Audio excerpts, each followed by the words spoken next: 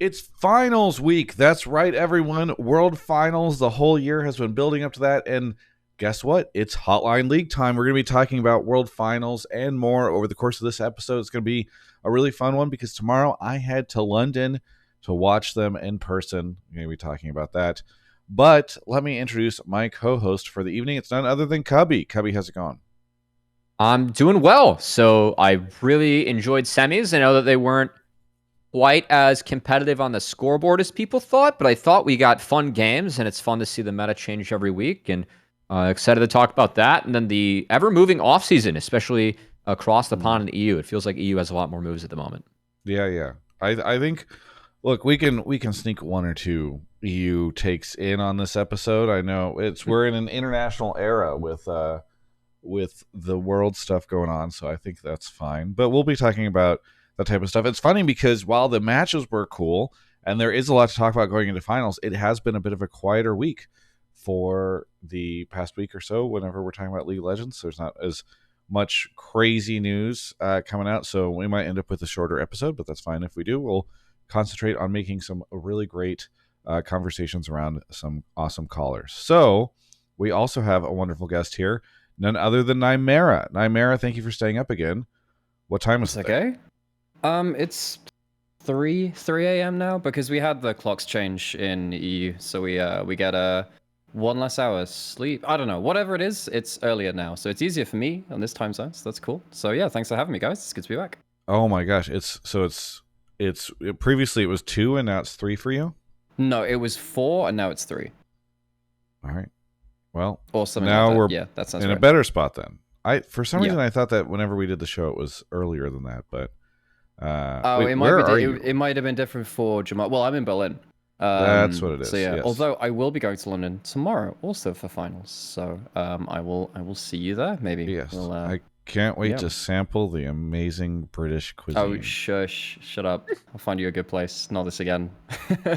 Okay, anyway, so I do want to give a big shout out to our sponsors for the episode, none other than PrizePicks, Pagoda, and NZXT. All amazing partners. We're going to be talking about them more over the course of the episode, but they've been fantastic to all have on for Worlds, and some fun stuff going on there. We'll talk more about that later on. But Cubby, how you been this past week? What's been going on with you?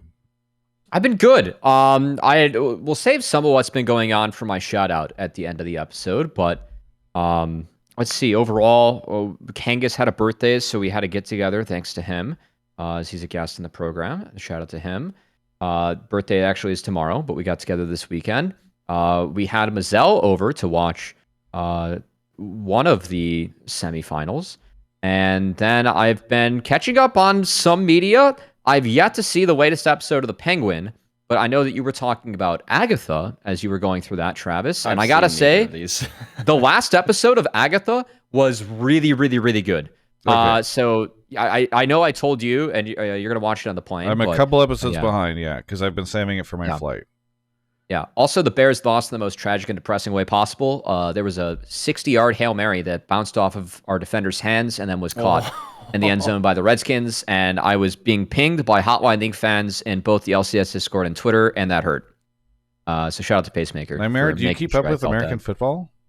Yeah. Very vaguely. It's hard to know where to watch it over this side of the pond. I've always wanted to because it's so I grew up. My main sport I watched was rugby union, which is not dissimilar to American football. It just doesn't have like the kind of like very structured break and play and then kind of like play after play kind of thing. It's more kind of continuous and free flowing. There is actually a Welsh rugby union international player that switched over to American football this year. A guy called Louis Rees-Zammit.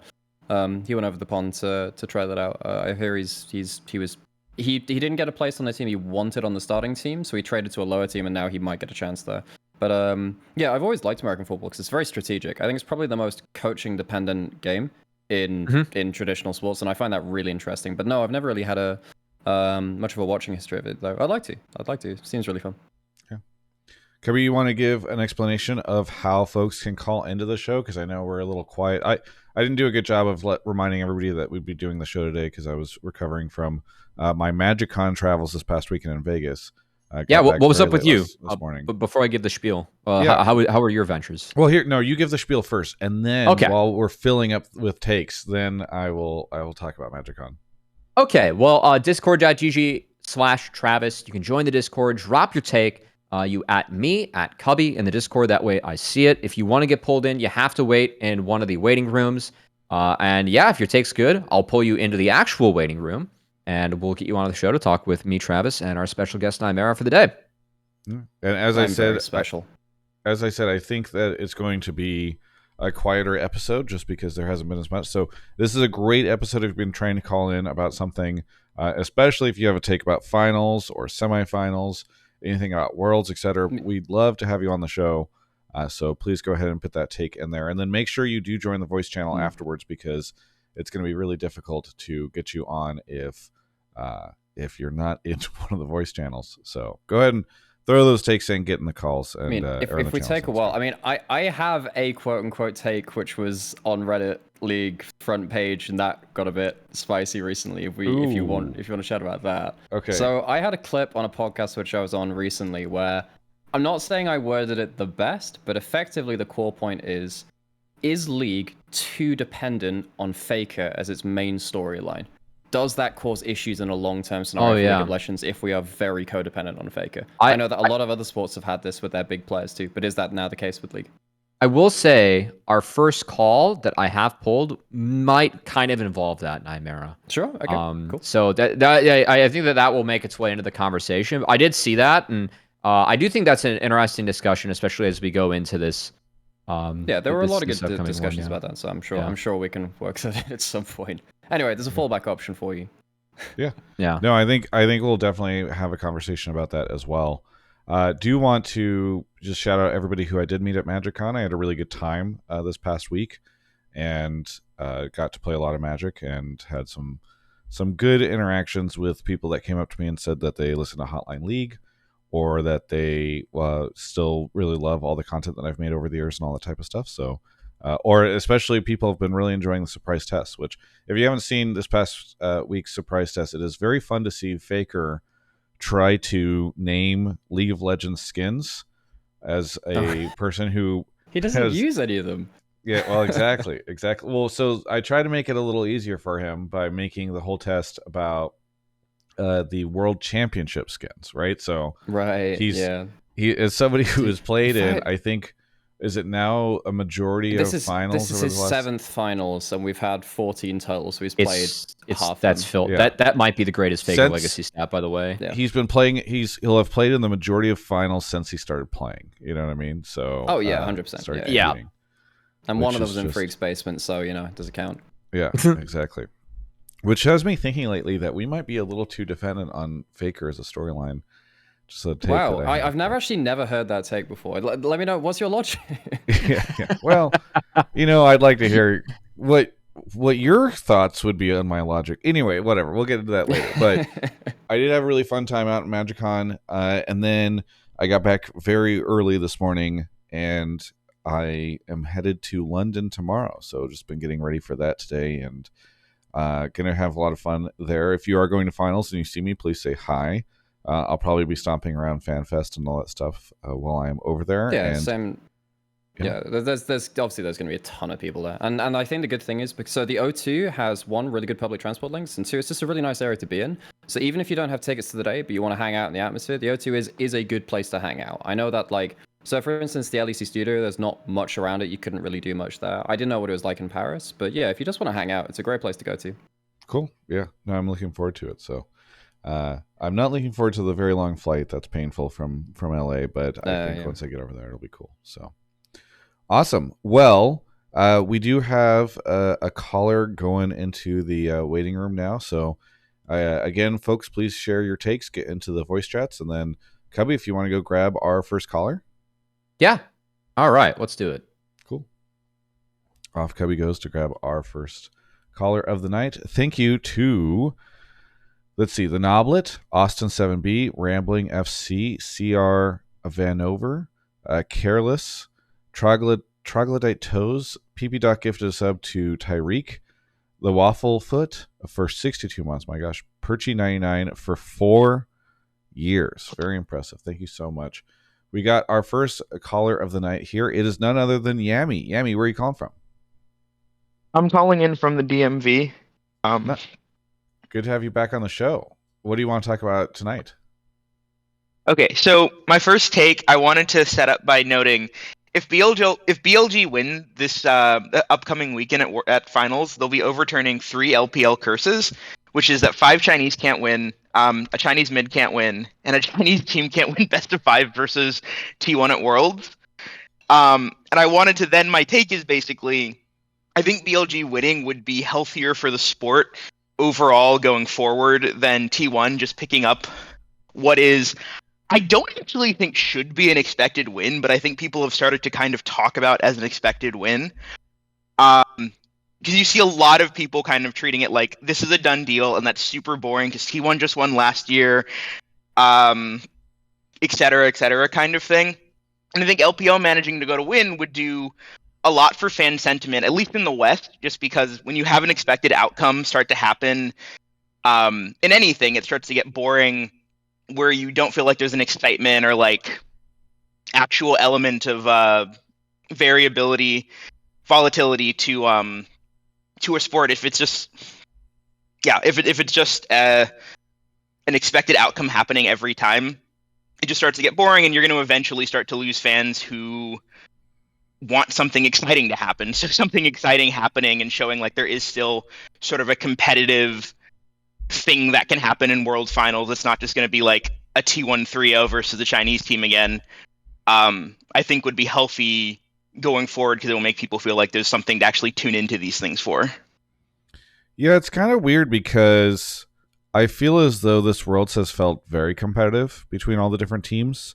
And especially, I mean, I think on last week's episode, especially after FlyQuest went so far, really felt as though the West had also been looking maybe more competitive, at least at the very, very top end than they had in the past over the course of this Worlds. And so it is funny how quickly the narratives change, right? And the sentiment changes, where you go from one week where folks are like, wow, maybe this was more competitive than we thought it would be. And the next week, T1 makes finals, and people are like, man, another T1's just going to win again, and Korea will win again, and like we need things to feel more competitive, etc. So it is just kind of funny to me how, I don't know, I guess the expectations or understanding of things shift as we move away from talking about Worlds as a whole to the finals. So, yeah. I mean, things have felt competitive for me. I'll push back on this a little bit because, I mean, in a way I get it, but I also don't want to live in a world where we didn't have T1 or FAKER, right? Like, if I have to choose between, having a GOAT, someone that is not only competing to be the best league player of all time, which he's already locked in, but is competing to be one of the most dominant gamers in their respective sport of all time. Like, we're so blessed to have FAKER, especially with how he carries himself, just as an ambassador of the game. Yeah. There's not a single world where I would not want to have that. And I think that it would be nice to have him kind of get knocked off this pedestal once again. But keep in mind, going into the tournament, T1 wasn't supposed to be here. Like, yes, we joke about the T1 plot armor. The patch was just undoubtedly really good for them. I really feel strongly that if we're on the 14-14 or 14-15 patch, whichever one LCK played on, T1 does not make it to here. With how that patch one game off of not making it here. Yes, exactly. There's no way they get that far in the tournament too. There are other teams that were much better at playing that style than T1. But like the fact that this team is as talented as they are, and we not only have the best player of all time on this roster, but thanks to their longevity, there was a big discussion about this being the best roster of all time.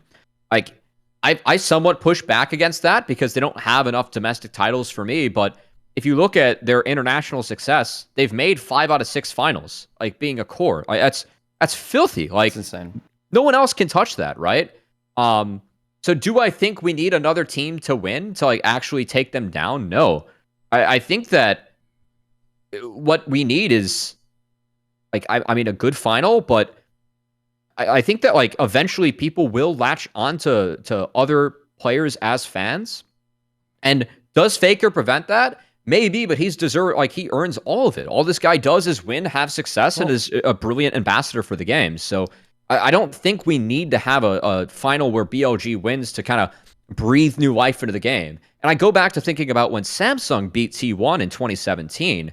That was one of the coolest moments. Like something I very much remember in league history is FAKER sitting at his desk crying, right? After he lost. It was like the first time that a lot of us saw FAKER actually be a human. That was a great moment in esports. But going through that entire tournament, it was kind of like, okay, when's T1 going to lose? T1 was really struggling during that tournament. And like seeing him finally drop in the fashion they did and like look human, that was a great moment.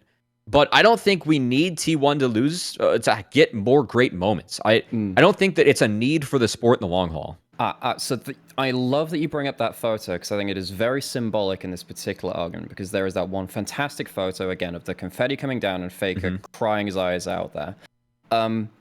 Just off camera to the right of him, Wolf is throwing up under the desk. People don't remember that because he's not FAKER and he's not in the camera.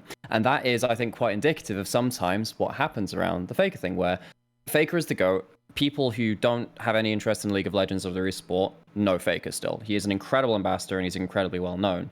But I think I've become increasingly more passionate about this with this roster too, where, you know, if T1 were to win, I want to hear more about, like, Owner. I want to hear more about Carrier. What about Gumayushi? Gumayushi's had an incredible tournament. I think Zeus has had an absolute crazy rise to form as well. And, you know, FAKER is obviously a core of this too.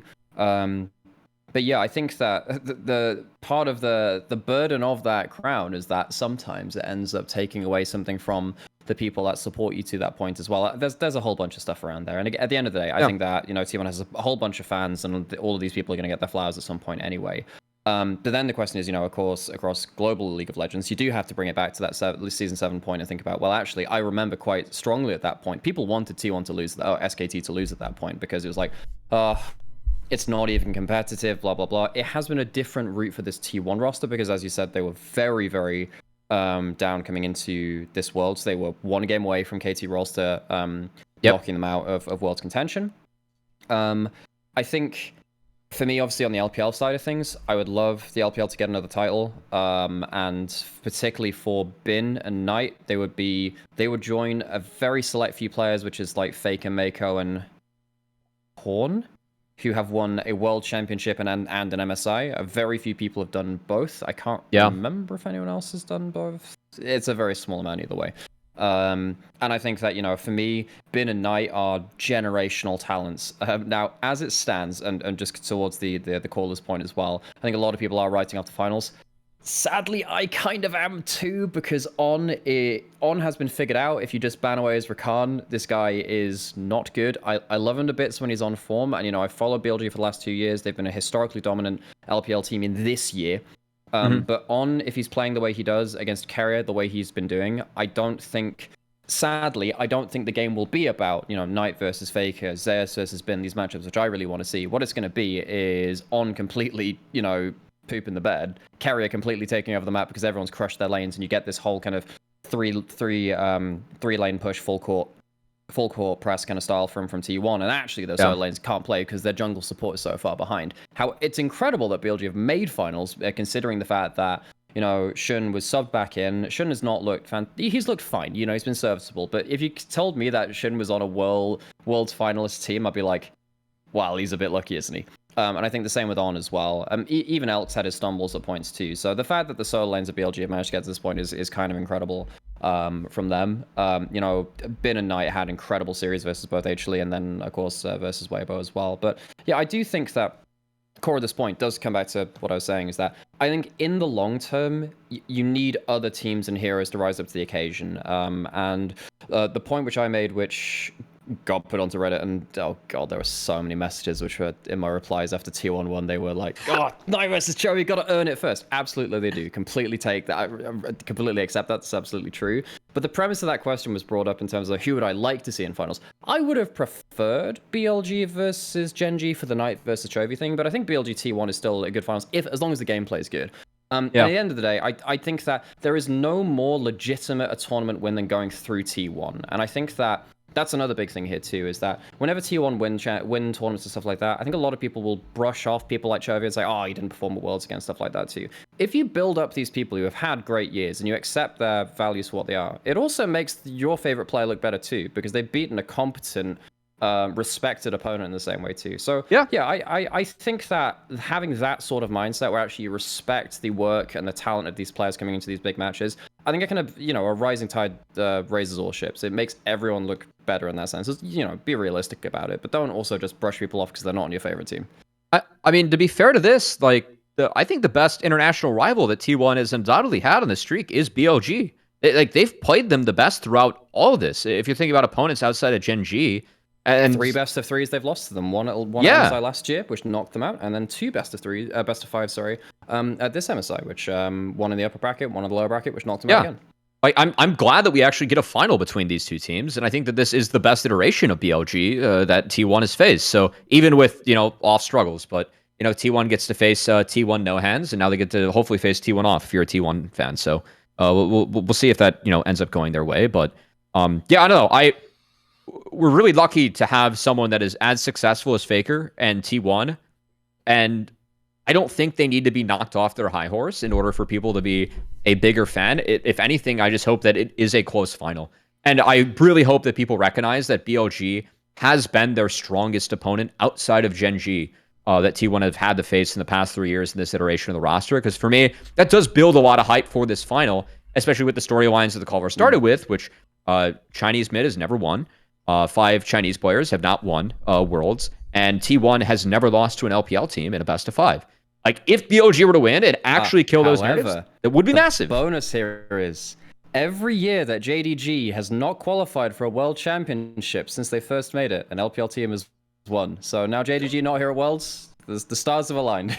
It is funny that we're talking about all these narratives after there was like a narrative hate thread on Reddit last week. I don't know if folks saw that, but I think it was Dom or somebody like that was unhappy about the narrative conversations around Worlds, and then immediately finals occurs and all these crazy stories and like, I don't know, records and curses and stuff pop up. That's what everyone is talking about now. Like in the break between quarters and semis or something like that. And it's like, oh my god, we've got all of these like, white jerseys always win Worlds, and Goomer's not died in 5 games. And yeah. I mean, to be fair, like the white jersey thing does seem to be a thing. Like that is a hilarious coincidence. I just think there's a lot of white jerseys at Worlds. I feel like everybody has their like jersey color before Worlds, and then they're like, we got to go premium, so we're gonna go like white and gold or something, like our special thing because we can't keep the same colors. So a couple things. One, I think that the idea of like it would be better for League eSports if BLG win. I think it's definitely better for China, which is like obviously a huge component of LoL eSports. I don't know. I go back and forth on whether or not it's like good or bad if FAKER loses or wins. I think what is super cool is that even in the Magic space, I know, like, as I've met all these people that are like casually aware of League or will watch it every now and then, like they just 100% know about FAKER. I was at yesterday when I was at Magic Con, there were people that were asking me like what's going on at Worlds or whatever. I was telling them I'm leaving, and I was like, and this morning FAKER qualified, and they're like, oh sick, maybe I'll watch. Like it's so funny how that works. I think in the short term it is probably pretty good that if FAKER goes to finals, if FAKER wins finals. I do wonder what happens if FAKER retires, which I know everybody kind of talks about, but I don't obviously think he's retiring this year by any means. It seems completely fine. But I did a video, I'd had all this like shorts and stuff that I was doing with the players, asking them like what their favorite beer is, what their favorite anime is. And in preparation of likely LCS brand dying or whatever, which is sort of the assumption these days, I asked players like, who's your favorite LCS player of all time? Almost everyone said Bjergsen or Doublelift. To the extent that like I don't know if I'll put the video out now because it's just kind of like it's honestly kind of boring to watch. Like the most interesting element is that somebody at one point in time says contracts. And it is like it's like 80% Bjergsen. Every now and then like an ADC or LPL player will say Doublelift, and then I think we got like one contracts. So I would say like Hakuho or something just to be different. yeah, really show that you're like an indie. But I do worry about what happens to LoL esports when Faker goes away. And especially because there does not seem to be like a number 2, you know, like maybe Chovy, I guess, or I don't know. Like well, it's this just is the thing. Like for a while, it was set up to be someone like. Well, for a while, it was kind of ping pong between Rookie and Deft. Yeah. And obviously, like both of them have had ups and downs in their careers, and they've not really had. Well, I mean, obviously, Deft got his DRX win, which is absolutely fantastic. Rookie was awesome. cursed. But dude, we were going to run a Curse of Rookie segment on LPL in terms of like, wow, this guy just can't make it back to Worlds thing. We're gonna do like a whole ghost story thing and everything. But I think the other thing too, I think there's a huge thing which plays into this, which is the team itself has completely idolized Faker in its own marketing as well. And I think that their current iteration of how they've built up not just Faker but the whole team, it has been very akin to how you would see a K-pop star or something like that has been built up as well. Yep. The individuals of T1 are incredibly strong brands now, and I think there are incredible strong positives to it. You sell merch like hotcakes, people are very engaged with them and they want to know more about them. Obviously, the negatives is time constraints and pressure and a bunch of other things too. They have continued to have success. I'm very happy for them. I was worried about their schedule, particularly coming after Worlds last year, going straight into Red Bull and loads of off-season events and stuff like that. But I think that T1 has done a very good job for them. No other team has really, well, maybe some have attempted it, but no one's really done nearly as successful a job of branding their players like T1 is as well, like in a proper media-centric way. That's just not happened to kind of create that number 2. Yeah. Yep. Yeah. I mean, and it's not even just the team branding stuff. It's also just like Success. yeah. Yep. It's really difficult to figure. Like when you talk about how many finals Faker has made, which we were talking about, I think, at the start of the show. Yeah. It's just like it's so difficult to think of, and other people retire, you know, or they leave, or they have to go do military service or something, and then there's still Faker hanging out doing his thing. So it is just very interesting. It's such a blessing and a curse, I feel like. Currently a blessing, I think, for the sport, but eventually perhaps a curse. And I think things will. I don't know. If I was Riot, I'd be doing all this research to see like how can you just continue to let a player keep playing? You know, like what are all the health things you could do and mental health? How can we keep LCK also sort of did this too, because LCK and LPL have both introduced pretty harsh salary caps now, except there are big caveats in LCK where if you have stayed with a certain team for a certain amount of time, then the cap gets alleviated a little bit. And if you've won so much, it gets alleviated a bit as well. So basically, you've got like Chovy and Faker, who've both stayed on their teams for such a long time now, and Showmaker for Down One as well, that just like they don't get to have as much of a hard salary cap like that. I know that some teams also have like the streaming contract as well, which mean they're not technically player contracts and they can get around that as well for the salary caps. But yeah, in terms of a financial way, that's already being looked at to a certain degree. Obviously, Faker now doesn't have to do his full military service either because of the Asian Games as well. But yeah, the fact that we're talking about it like this because Faker's brand is so goddamn strong. Look, if Faker continues to be successful and keeps turning up to every event, fantastic, awesome. But there is just that thought in the back of the head of, oh god, what do we do when he's not at MSI or Worlds? What do we do then? Yep. Cubby, you want to give closing thoughts on this, or ask our caller a little bit more about anything they want? Yeah, caller, we've been talking for a while. You got anything you want to add? No, I mean, I think that you've basically covered all the things I would say is just like, I think that Faker is really good for the sport. And I don't want to like give the perception that I'm saying otherwise. I'm a massive T1 fan, massive Faker fan. Like I've been watching them since 2013, but I do at the same time worry because he's such a big deal for the sport. Like we were saying, people who don't watch League of Legends know who Faker is. There's not really a comparable thing, and then every time it feels like we're trying to build up a narrative around another player, honestly, it kind of feels like Faker comes to stop it. Because you had like the JDG Golden Road last year, you had Chovy, Genji, are the greatest team in League of Legends this year, and then it just ends up, I mean, and that's not like Faker's fault, but it does feel kind of cursed. It's like, it would be so much easier if T1 just won everything and they won MSI and regionals. Like, oh man, what can you do against such a great team and stuff? But like, they did convincingly lose MSIs and they've convincingly lost regionals. So like, there absolutely is reason to support these huge regional powerhouses like Knight and Chovy, who have also managed to take series off of T1 at MSI and stuff like that too. But like, Worlds is just, I don't know, man. T1 at Worlds, they can't lose, man. Yeah. Unless I feel like such a goober talking to my friends who don't watch League all the time, because every Worlds for the past couple of years have been like, Faker's not very good. He's coming in as a 6th seed. He barely qualified. And then it's just, he gets to World Finals and I just look like a fool. Faker on Assassins is timeless, you know? That's one thing we have, Orin. Yeah, I mean, thanks so much for the call. Anything you want to shout out? I want to shout out my friend Happy Blue Guy, who I am looking forward to watching finals with, watch semifinals this weekend with.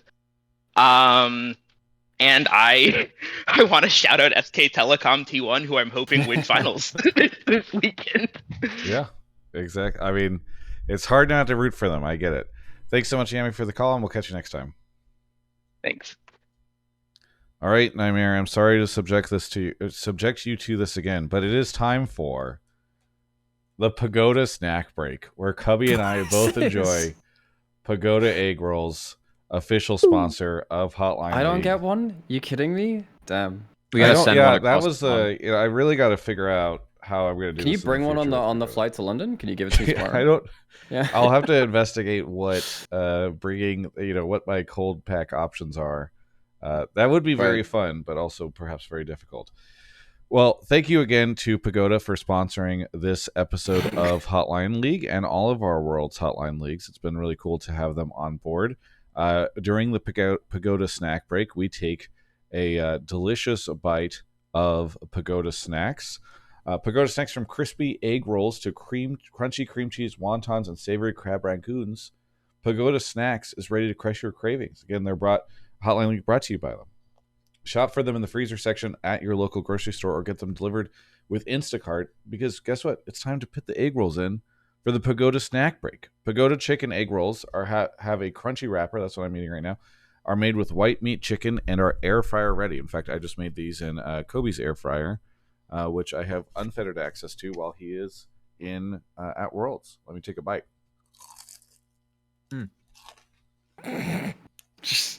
I will say, at least told me this is coming. I will say, I actually look forward to this now, because I do find these very tasty. I know. I'm getting a Pavlovian response. They're training me. They're like, oh, we're gonna get him. We'll make back all the money on the sponsorship, because Cubby and Travis will have to just keep eating Pagoda egg rolls every Monday night during Hotline League. It's I think it's quite funny how, like, after a certain while, a sponsor becomes like so iconic to a place that you can't think about the thing without thinking about the sponsor as well. I mean, it happened with like that to a certain extent. It's happened with like the Red Bull Baron power play. I've got a funny one which I think they should add to League, but it's a competing sponsor. You know, on Chemtech Rift, and they have the Super Blast Cone. I've always wanted that to be the Monster Energy Blast Cone, because it just doesn't look right. That thing has been watered with an energy drink. That's what I'd add to League. You can, marketing departments. You can hire me at any time. The Riot should talk to the game dev team. The eSports team should talk to the game dev team to make Chemtech Drake spit out like a red. Exactly. Yeah. Oh. The options are literally limited. They're actually not limitless, but they're very effective in what they do. Oh, so good. Thank you to Pagoda for sponsoring. By the way, if you want to check out Pagoda Snacks, you can do so at the link in the description if you're watching the VOD or listening to the podcast. But you can also do !Pagoda in either chat to go check them out. And when you do pick those up, please let us know. I've seen people tweeting at me and stuff. We don't have a link that tracks it or anything like that. Instead, we've just kind of had folks letting us know via social media whenever they're picking up Pagoda snacks. And it's been really cool to send them over to the Pagoda folks and let them know about how cool it's been to have folks. Yeah. Do this. Someone added both of us the other day, Yeah. which was cool that they bought them. So yeah. Yeah. Awesome. Well, again, thank you to Pagoda for sponsoring the episode, and please check out Pagoda snacks at your local grocer or on Instacart. All right. Cubby, you want to go grab the next caller? Yep. Thank you to Perchy99. I really want to keep eating this, but I'm going to wait till we get a caller. Okay. Thank you to Perchy99 for the 4 years, as I said. Steve the Sloth, PP Doc gifted a sub to Nymaera. Kind of surprised Nymaera wasn't already sub. Must have been subbed on a different Twitch account. Monchi gave out 5. I was gifted my last one, and then I forgot to resub. I've been kind of I'm kind of like sofa surfing in your channel, where just like someone will gift me one, and then I'm safe for that month. Yeah, Monchi, thank you for the 5 gifted. Back to Ace, resubbed for 6 months at tier 1. They've been subscribed for 35 months. That's awesome. Thank you so much. And Zachary is similar. Thank you so much. All right, we've got our next caller here. It is Aztecz. Am I saying your name right? Yeah, that's right. And where are you calling from? Missouri. Missouri. What do you want to talk about on the show? So my take was that viewership, especially in like the Worlds aspect or like MSI even, are directed more towards T1, if not FAKER. I mean, even if you look at like the Poby era when FAKER was out, viewership was even down a little then too, just because it was like just constant losing, to be fair. But in regards to like Worlds and everything, if you look at like VODs, it's, you know, if it's NA versus EU or anything like that, it's not anywhere close to the T1 is in the game. It's like hundreds of thousands of views versus like maybe 1 to 200,000. And it's just kind of crazy, the aspect. I don't know if it's 100% FAKER, but just like the amount that Riot has pushed T1 to kind of be these celebrities in the esports world have definitely carried. And what would happen when FAKER does leave to the sport is concerning. Yeah, and we did talk mostly about the FAKER stuff in the previous call. I know where some overlap with your take in the previous caller, but I do think having this conversation kind of about T1, I think is worth it. I mean, T1 have, I think, just now hit. It's hard to think of too many other teams in other sports, maybe like what Optic in COD way back in the day or whatever, where they have such an outsized brand impact on viewership as a whole. Obviously, that's led by FAKER, but I think also they've just done a good job of creating a pretty compelling brand. Probably easy to do so when you're just like internationally the most popular, but it is very fascinating to see how it's gone and grown. Anecdotal, like I do a lot of short form TikTok content where I kind of talk about stories about or things about, you know, the stories behind skins or players or stuff like that. If I have FAKER in the video, I will get 10 times more views. Like legit, it is pretty much a 10 times modifier. In fact, actually, so weirdly, actually, there is one exception where I talked about the Samsung Talon skin, where he had the General's jacket handover in Season 4. Fantastic story. You know, there are stories out there which people really latch onto because they're just really good stories, and there's something to that. But yeah, FAKER is unique in the fact that he will bring people in by name brand value, and people will stick around for it. Because I think what happens is FAKER's name wins people over immediately, and then they will stick around to give your content or a game or something like that a chance, and then typically they'll see that through if it's remotely good stuff. And yeah, I think that it's concerning that other people can't do that, but that is not a negative upon T1 or FAKER, because that it is an entirely positive thing that they've managed to achieve this, again, huge brand value. And we talked about it in the last call, the caller's answer to a certain extent too. Just people know FAKER. He's a brand outside of League. He is one of like the 4 biggest personalities within South Korean pop culture and stuff. I believe I think there was you know, the film director who did Parasite and Snowpiercer, and then a couple of footballer Son as well, and then you know, some of the big K-pop idols and stuff like that. They're kind of like the biggest kind of cultural exports from South Korea, and you know, I think that FAKER is an incredible brand with that. But yeah, I think honestly, one of the big problems is there is a perfect blend between having a player which is good enough, successful enough, and with a team which they are loyal enough to and also continue to find success, that the team then will invest something into them and make them into, like, this godlike figure, but then also have the success to back that up. I mean, you've had some players kind of hop between teams across their career. Canyon's even left Damwon, even though he was like one of their franchise players. Showmaker is still there, and I think that Showmaker is one of the bigger brands in the world for sure too. But Chovy left HLE. He went over to, I mean, obviously they all started in Griffin, but he left HLE to go to Genji as well. Ruler's now been about the place too. I think Ruler could have been up there to a certain extent, but yeah, I think there's a very specific blend to get that kind of huge viewership kind of boost as well. And plus also, bluntly, FAKER's just been around for a long time. He was there during the formative years of League, so anyone who's heard anything formative about League has heard about FAKER. FAKER also has, the most viewed esports player of all time. Did a video about that recently, because obviously his Zed versus Zed, Ryu versus FAKER 1v1 in 2013. If you total up all of the views that clip has, Ryu is still dying every second to this day, 11 years later, because it has been viewed across all clips everywhere on every broadcast it's ever been on over 350 million times in 11 years. Obviously, more than that. It's probably the most viewed play of all time. There are just too many perfect things which blend into that kind of formulation, into that formula rather. I don't even know how you even go about building anything similar to that. Even, Chovy and Knight, two of the biggest players of this era, they bounced around too many teams in terms of like their branding. So a team is not investing that into them from a brand perspective. It's very, very hard to build up to that notoriety, which is, I don't know, so it's an entirely unique problem to the other players. FAKER's just found a huge amount of success through this. Yeah. I mean, go ahead. One of the reasons why I'm still so thankful that we do have FAKER is there's something, like, especially in traditional sports, where in order to kind of earn your stripes as that younger up-and-coming player, you do have to dethrone the people that came before you. The fact that we have Chovy and Knight still competing against players like FAKER and Xiaohu, I think is great for League and the esport as a whole. I agree with you. Crap the bed at semifinals, it would have been great, by the way. Yeah, but I mean, even last year, like, he made finals, right? And like overtaking BLG, which was crazy.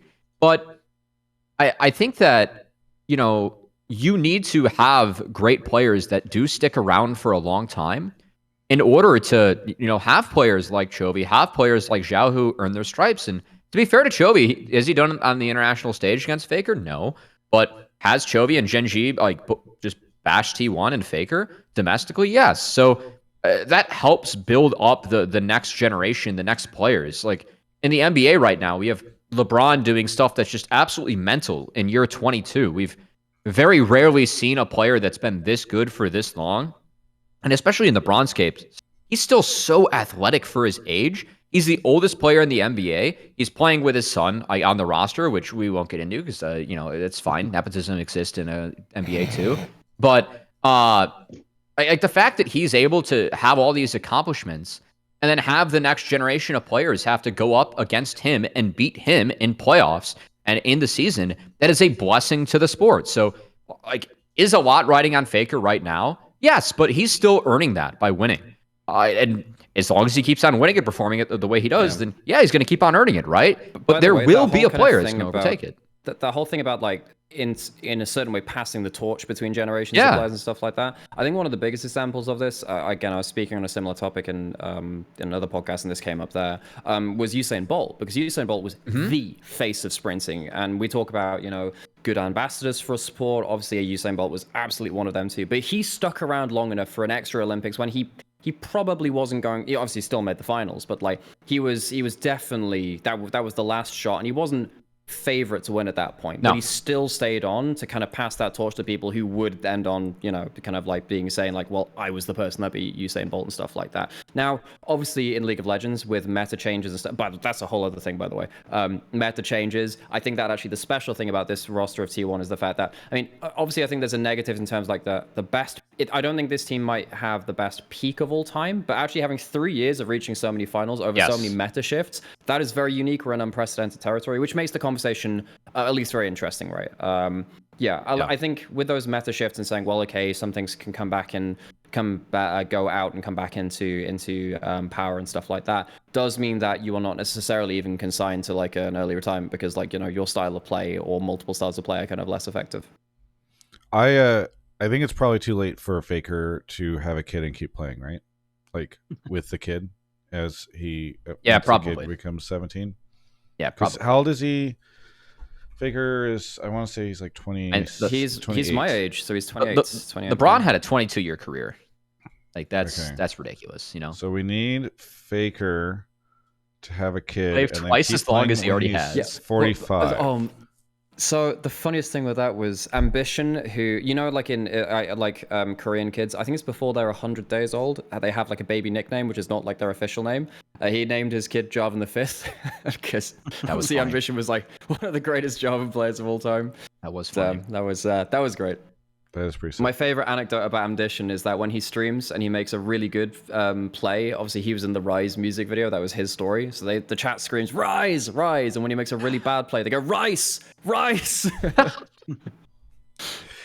I didn't know that. That's really funny, actually. Yeah, I know, right? Caller, do you have anything else like you want to add? We've been talking for a little bit. Yeah. I tangented. So it's the second part of my take, where it's that I don't think that Faker is necessarily even like we're talking like what will happen when Faker retires, but I don't even think that he could be anywhere close to being to that point. I mean, even just like he's not taking a dip. I mean, he's not playing to where he was in his peak, but for being one of the greatest players of all time, he's still in a good spot. I mean, even if we go to back in the LCK, when someone grabbed that video of Faker and he takes his glasses off and he hits his head against the wall, everyone was like, "Oh my God, Faker's mental booming. Like, what's going on?" To me, what I see is this guy's still extremely passionate about the sport and still cares whether or not he's performing. And I think that's like a telltale sign that Faker is not in the mindset to retire anytime soon, but still wants to keep grinding and keep proving that he's the best. I mean, even the Don Jake video, you know, he's talking to Faker. He's like, "I don't feel like I have any shoes to fill of being the greatest. I just want to make myself satisfied." And I mean, even the video alone is showing that Faker sometimes isn't satisfied with himself and just wants to keep grinding to be the best. Yeah, my only concern for him is his like wrist issues and health issues there. Yeah. Because I don't think that like he seems to have any kind of issues with his spirit in terms of continuing to play, but yeah, I mean there are obviously like physical limitations. So, by the way, did you guys see the interviews around I think it was an LEC coach who was talking about the motivation of LEC players? Contrast now, you know, the Faker motivation and peak of our esport, and then like some of the very, very open. I actually wonder if they're too open, actually, in some ways, about like a lot of the lack of motivation in some other scenes around the world as well. It is a night and day difference. Yeah. I will say that, like, I think when you can make it to finals so consistently, it probably is, and I'm not trying to dismiss his motivation, but it probably is a lot easier to stay motivated versus, like, I always thought of players like Bjergsen and Doublelift or other players who were consistently making it to Worlds, and I thought about how brutal our schedule is, where you really are so... like the only thing that matters is Worlds, right? Like going to MSI is cool, but it is a tiny distraction compared to like that. And the fact that you spend an entire year building and building and building and building and building, and then if you just get shit on in groups and go out, and then you have to reset the entire, like you go back to square one. I've always felt like that, like the resilience that you need to have in order to stay motivated in those types of situations is off the charts. And I think go ahead. It's not just that too. It's there's a great quote from Crepo back when he was playing a lot about how he believed that it was 6 games a day minimum just to maintain your skill, and he was playing support.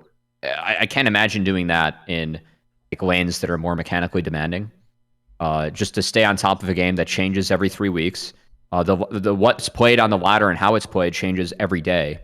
And personally, as someone like, you know, has climbed an early season GM and was like competed on a college team and was consistently like high diamond like before Master Tier was a thing too. Yeah, it took me 10 hours a day just to be committed to this game every day. And with the amount of people that play and compete at this level, you do fall behind if you are not giving it your all every day.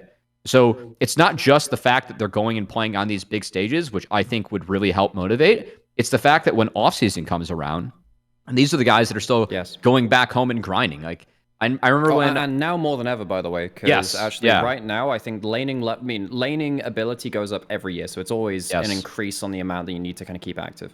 Yeah. All right, caller, thank you so much, Aztecz, for the call. Anything that you want to shout out here at the end?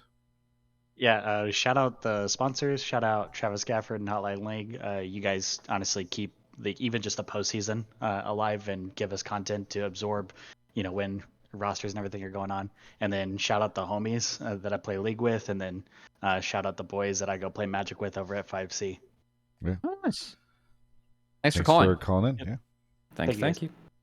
I do want to pose a question to the group, which is Godzilla not calling in with this take, though, would have been appreciative. And perhaps this is our last Faker conversation, or at least I hope so. Not to say I dislike Faker, but I'm not ready for the Faker. We have also spent our entire show so far talking about Faker. Yeah. Godzilla says, is it responsible as fans to push Faker to continue to compete with how serious his wrist injury is?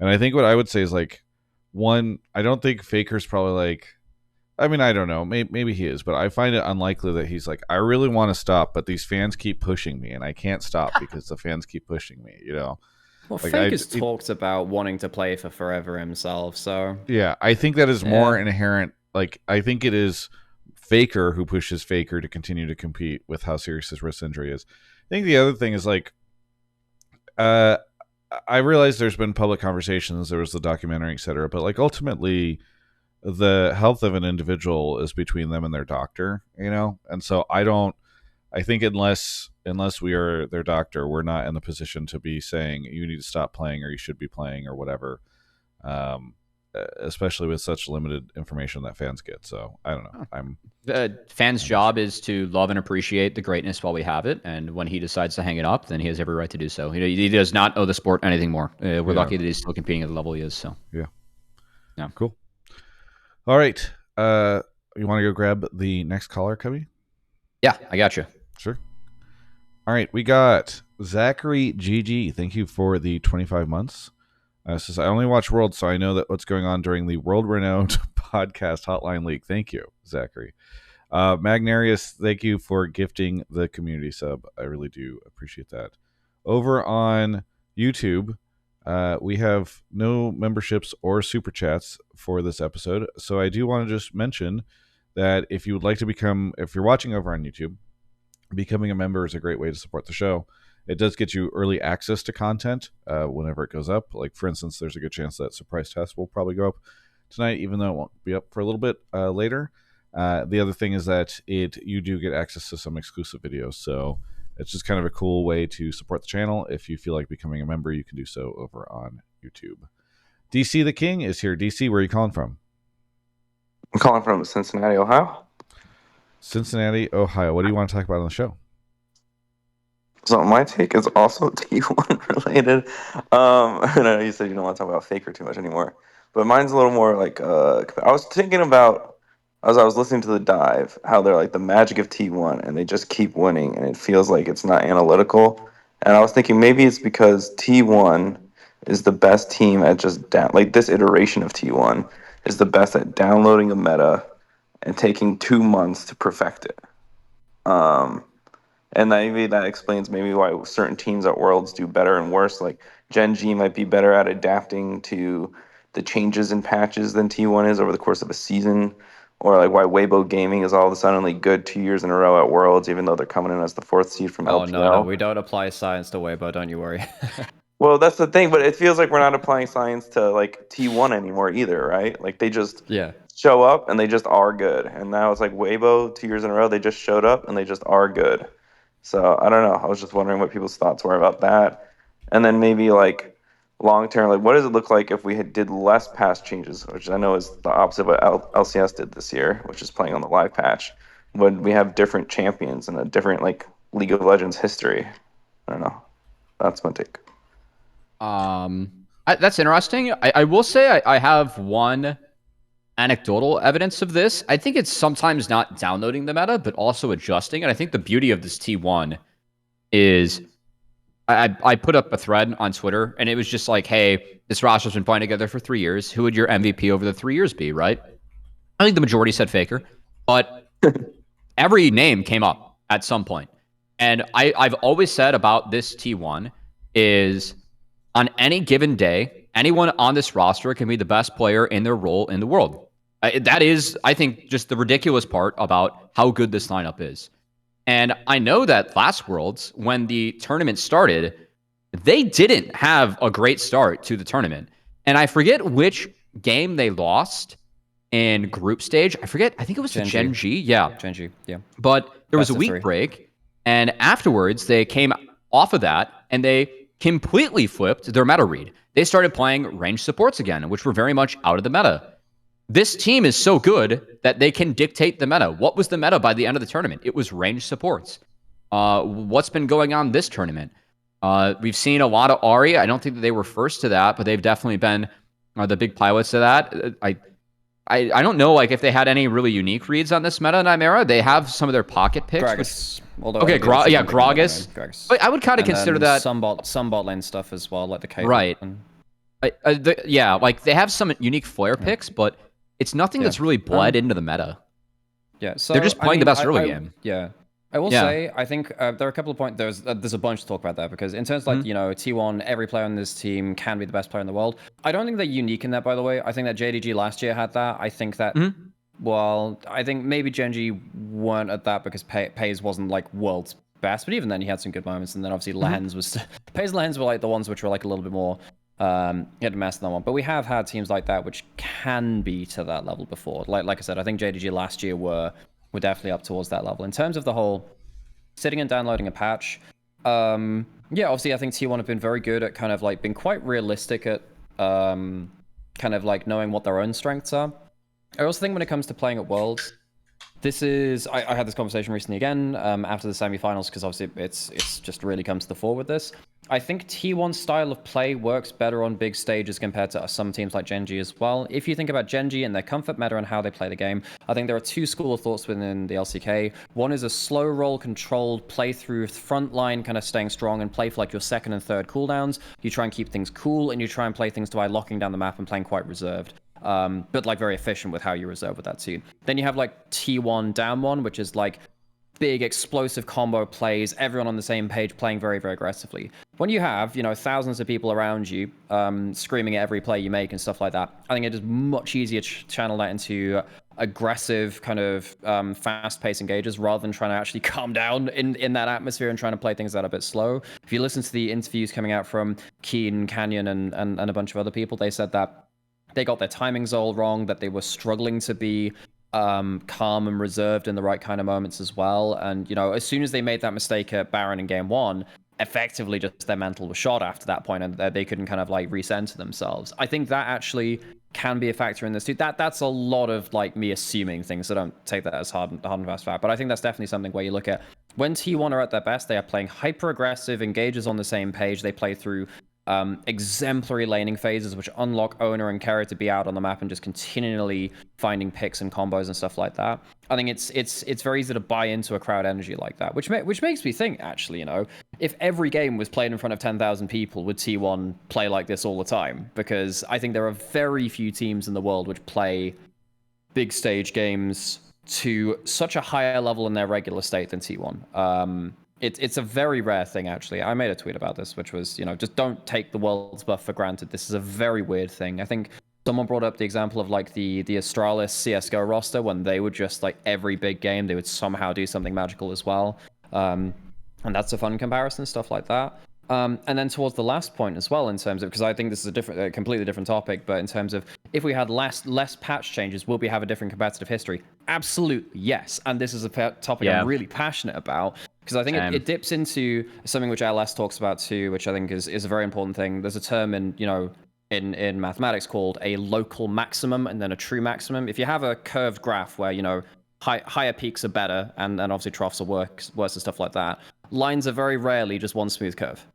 In this kind of analogy, they'll have like little bumps and stuff like that, where there'll be a little bit where it looks quite good, and that'll be for this argument, that's the meta that you're sat in. These are the champions that you're playing. This is what you assume the meta to be. And that's your local maximum. It takes a bit of effort to get out of that little hump and make your way up to somewhere a little bit higher from that point. So, for instance, T1, switching away from the meta they played in 23's Swift stage and then going towards their double range supports and stuff like that. It can take a bit of time to get towards that true maximum, stuff like that. I think the problem in League is that global League, you have like maybe 5 or 6 innovating teams in the world at any one time, and then everyone copies them because they don't want to put in their own effort, because they either don't have the facilities to do that, or they try it, they fail too much and they invest too much into it, or they're just like would rather stay on their comfort champions and not risk kind of taking that dip in form. So for instance, last year I would have put OMG from LPL, even though they're a mid-table team. They're an innovating team. I think that, you know, teams like BLG could potentially be like that too when they were playing very heavily around bin, around carries and stuff like that too. LCG had a bunch of teams too, which were innovative like that. But not every team is an innovative team. If you slow down the cadence of patches, I think it's potentially more boring in some ways because you're seeing more of the same stuff. But it hopefully means that teams would then see it as a better investment to figure out what actually could be better on that patch, take a little bit of a smaller dip in a short-term dip in form to find themselves towards the true maximum. Yeah, I mean, I've argued for longer patches a lot. I really enjoy Worlds and MSI because you do see this patch get played out throughout multiple weeks. And think of how much the meta has changed. Even with a lot of teams having their own picks and answers, that has been a way that teams have answered meta picks and not. I still think that there are some picks that we just view as very strong, but like Ashe reemerged in the bracket stage to be like really, you know, meta defining. I think Ashe was 8 or 9-1 since we made it to best of 5s. Skarner is just undeniably strong. We haven't been able to find an answer, but there have been past worlds where finding the answer to the very meta pick has been game changing for a lot of teams. By the way, there's always been a history of this. The best example of this was Season 6. Everyone was playing Caitlyn in group stage, and then people realized that you could play Misfortune, play Ashe and Ashe Zyra into and then Caitlyn, the MF. and then people realized you could take Misfortune support into Ashe Zyra and stuff like that. It was that was my favorite bot lane kind of one-upsmanship across that tournament. Awesome meta. Yeah, so I really enjoy having longer patches because without kind of getting into, you know, like how does a team define a meta, or do they copy, or do they come up with something on their own? Regardless, it does force you to play against picks that are deemed by a majority very strong for a longer period of time. And sometimes just like, well, shit, guys, we only have 3 bans. We have to deal with Aatrox. So what are we going to do to figure that out? And what happens? You get a pick like Victor or Hecarim that emerges into Aatrox in Season 8, and that really changed how semis and finals were played. I know Freaka got 3-0'd by C9, but the fact that they were playing around with some of these counters actually really impacted the rest of the tournament, where Victor top made Aatrox kind of unplayable. So, yeah, I think that it's something where I want to see more like longer patches to force teams to play around this, instead of a team being like, oh, you know, like, guys, I guess we can't, like, this Yone champ's really busted, but in 3 weeks it'll be fine. And we're not a Yone team in the first place, and it's projected on the patch he's going to be nerfed, so we're just not going to deal with it for 3 weeks. We'll ban it on each side, and we'll go from there. I really feel like that's a pattern that, and even working with a team myself at the moment, it's like GM to pushing Challenger, that's what we're talking about on the patches. Like, Corki on the current patch is just not a pick that anyone wants to deal with, so we're just banning it until it gets nerfed because that champion is ridiculously overtuned.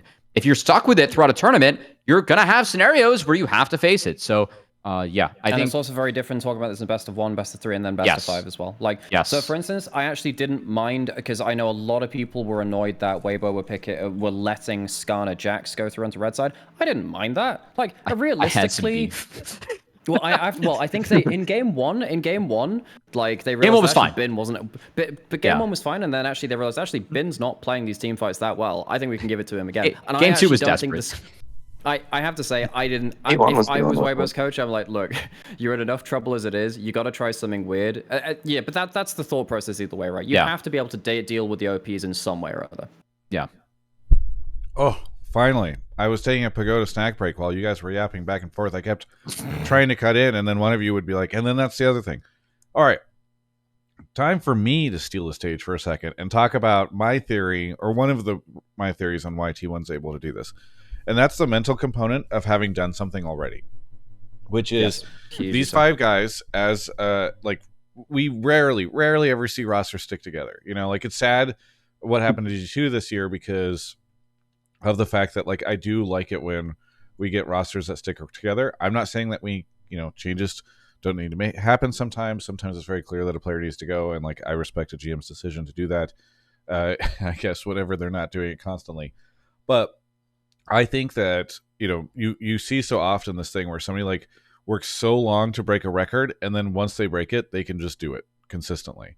And I think the fact that these 5 players were able to make it to finals made it easier for them to make it to finals again last year, which is also what's made it easier. And now that they've done it twice, it becomes easier for them to do it the third time. Not even obviously for reasons that have already been discussed, but also just for the fact that, like, they know they can do it. And so, and conversely, I think that's one of the challenges that they've had domestically, is that when they struggle in the finals domestically, you end up in this kind of loop of struggling to be able to do it again, Whereas if they could probably break through that a little bit, then they'd be in a better position. Anyway, Reminder that T1 failed all of that. They failed MSI and Worlds Finals in 1 year as well. They went through this arc. And so I think that is a big component, right? Like, I get the feeling that most people, I think, seem to feel as though, like, this roster is probably not going to stick together next year. But I mean, we were talking earlier about whether or not it would be good if they win or lost. I think one thing that would be really good if they won is just, like, the story of these 5 players accomplishing something that, like, no other team has been able to accomplish before. And I think that it demonstrates what you can do when 5 players are able to accomplish something and realize they can accomplish it and can continue to do so because of that. So I think that's a huge reason why they do so well at Worlds. It's this kind of weird circular reasoning thing. I get it, but it's like, they do so well at Worlds because they do so well at Worlds. And that means they know they can do well at Worlds, which allows them to play much better because of that. So I don't know. I really like this roster. I try not to, like, root too much for one thing or another, but I will say that I knew I was flying all the way back to London, and I was like, well, if I have to fly all the way back to London, You got a sick final. it would be nice to see Faker on stage again, like, so I don't know. He's an old friend, I just waiting to see him again when I get into whatever city he's in. So yeah, no, I think it is an interesting discussion though, and I say all this while also respecting the conversation that you all had about the meta and about the other components that allow the team to do so. So yeah, but because there is some analytical component, but there's also, like, a bunch of outside of the game stuff too. Yeah, I agree. No one's looked at any of these 5 players on this roster and been like, that guy's a choker. I can't remember, like, any instance besides maybe Owner. But I don't even think that was the case, like, ever the case for any of these 5 players. No one's ever, like, they've never not shown up to the moment, even if they've lost. So yeah, these guys have definitely earned their stripes. DC, thanks so much for the call. Anything you want to shout out here? I'd like to shout out Pagoda for wonderful snacks, and NZXT, and Cubby's facial hair. And that's it. Thanks so much. Thank you. Catch you next time. All right. Oh, nice. So, speaking of sponsors, we're going to talk about PrizePicks, folks. We are in the final period of time. Let's see if it's gone down to 1 day. Yeah, we have just over 2 days left to enter the giveaway. We're giving away 100 free lineups to win up to $1,000 on PrizePicks. That giveaway is going to end in the next 2 days. Or just a little bit over 2 days as we record this. And then we're going to be handing those out. If you want a chance at a free lineup to perhaps play for finals, now maybe you want to play it on NBA, or you want to play that lineup for NFL or something like that. That's completely cool too. But we purposely timed this the way we did because we thought it'd be really fun for folks to be able to, like, win one of these 100 different free lineups we're giving away on PrizePicks. And we thought it'd be fun for folks to be able to play that for finals. So if you're interested, please go enter the giveaway. It is also very helpful to do so because it just like helps the sponsor see that folks are engaging with the sponsorship stuff. But you can do so by clicking the link in the description if you're listening to the VOD or the podcast. Or if you're watching live, you can do !! giveaway in either of the chats. Looks like Numii's already done that. And you can click that link and sign up. Other than that, oh, and by the way, I'll just say, like, you have a pretty good chance based off of the numbers we've seen so far. We've had good people enter, but like when you have 100 things you're giving away, you've got a decent chance of entering. You know, we aren't. I'm trying to think of some. Well, this is not Call Her Daddy, okay? In terms of Nice viewership numbers, all right. It's a good show, but it ain't Call Her Daddy, and that's the new tagline for the show. All right. Other than that, if you want to just sign up for PrizePicks and you would like to go play the finals matchups, you can do so at the link in the description or the link that we'll have Numiii share in the chat right now. If you sign up using my link, that would be super cool, and you can use code Travis. When you do, you can that first lineup that you make of $5 or more, you will get up to you'll get specifically $50 in credit back, promo credit to play in future lineups. So just a really cool that they're doing. Hey, listen, if you're only going to play one, play finals. You know, it's kind of fun. So thanks so much to PrizePicks for sponsoring the show over Worlds. We've really enjoyed having them, and we'd love to have them come back next year as well. So if you all could help us by doing the giveaway or playing, if you feel like you can do so responsibly and if you have the ability to do so, that would be great. Thanks to PrizePicks for sponsoring the show. All right. Yeah, shout out to PrizePicks too. I want a nice lineup involving 3 NFL quarterbacks, and sometimes they adjust the squares to make them easier or harder in order to make. And I had 3 QB passing yards that were the harder ones, like so more yards, and I had the more, and all the squares or all 3 plays in the lineup hit. So that was fun. And now I get to have more fun with league finals coming up this upcoming weekend. And of course, looking forward to doing the show with you, Travis. Yeah, we're going to do the prediction show after this episode, but Elias is sick. So we're going to try and do it tomorrow, probably around 2. So yeah, hopefully get him. Yeah. All right. Sweet. All right, here we go. Yep. Off Cubby goes. Thank you to Magnarius for gifting the community sub. Really do appreciate that. Earlier I said that nobody on YouTube had given a membership. I realized that the YouTube system had not been updating. Stinko Video, thank you for the membership.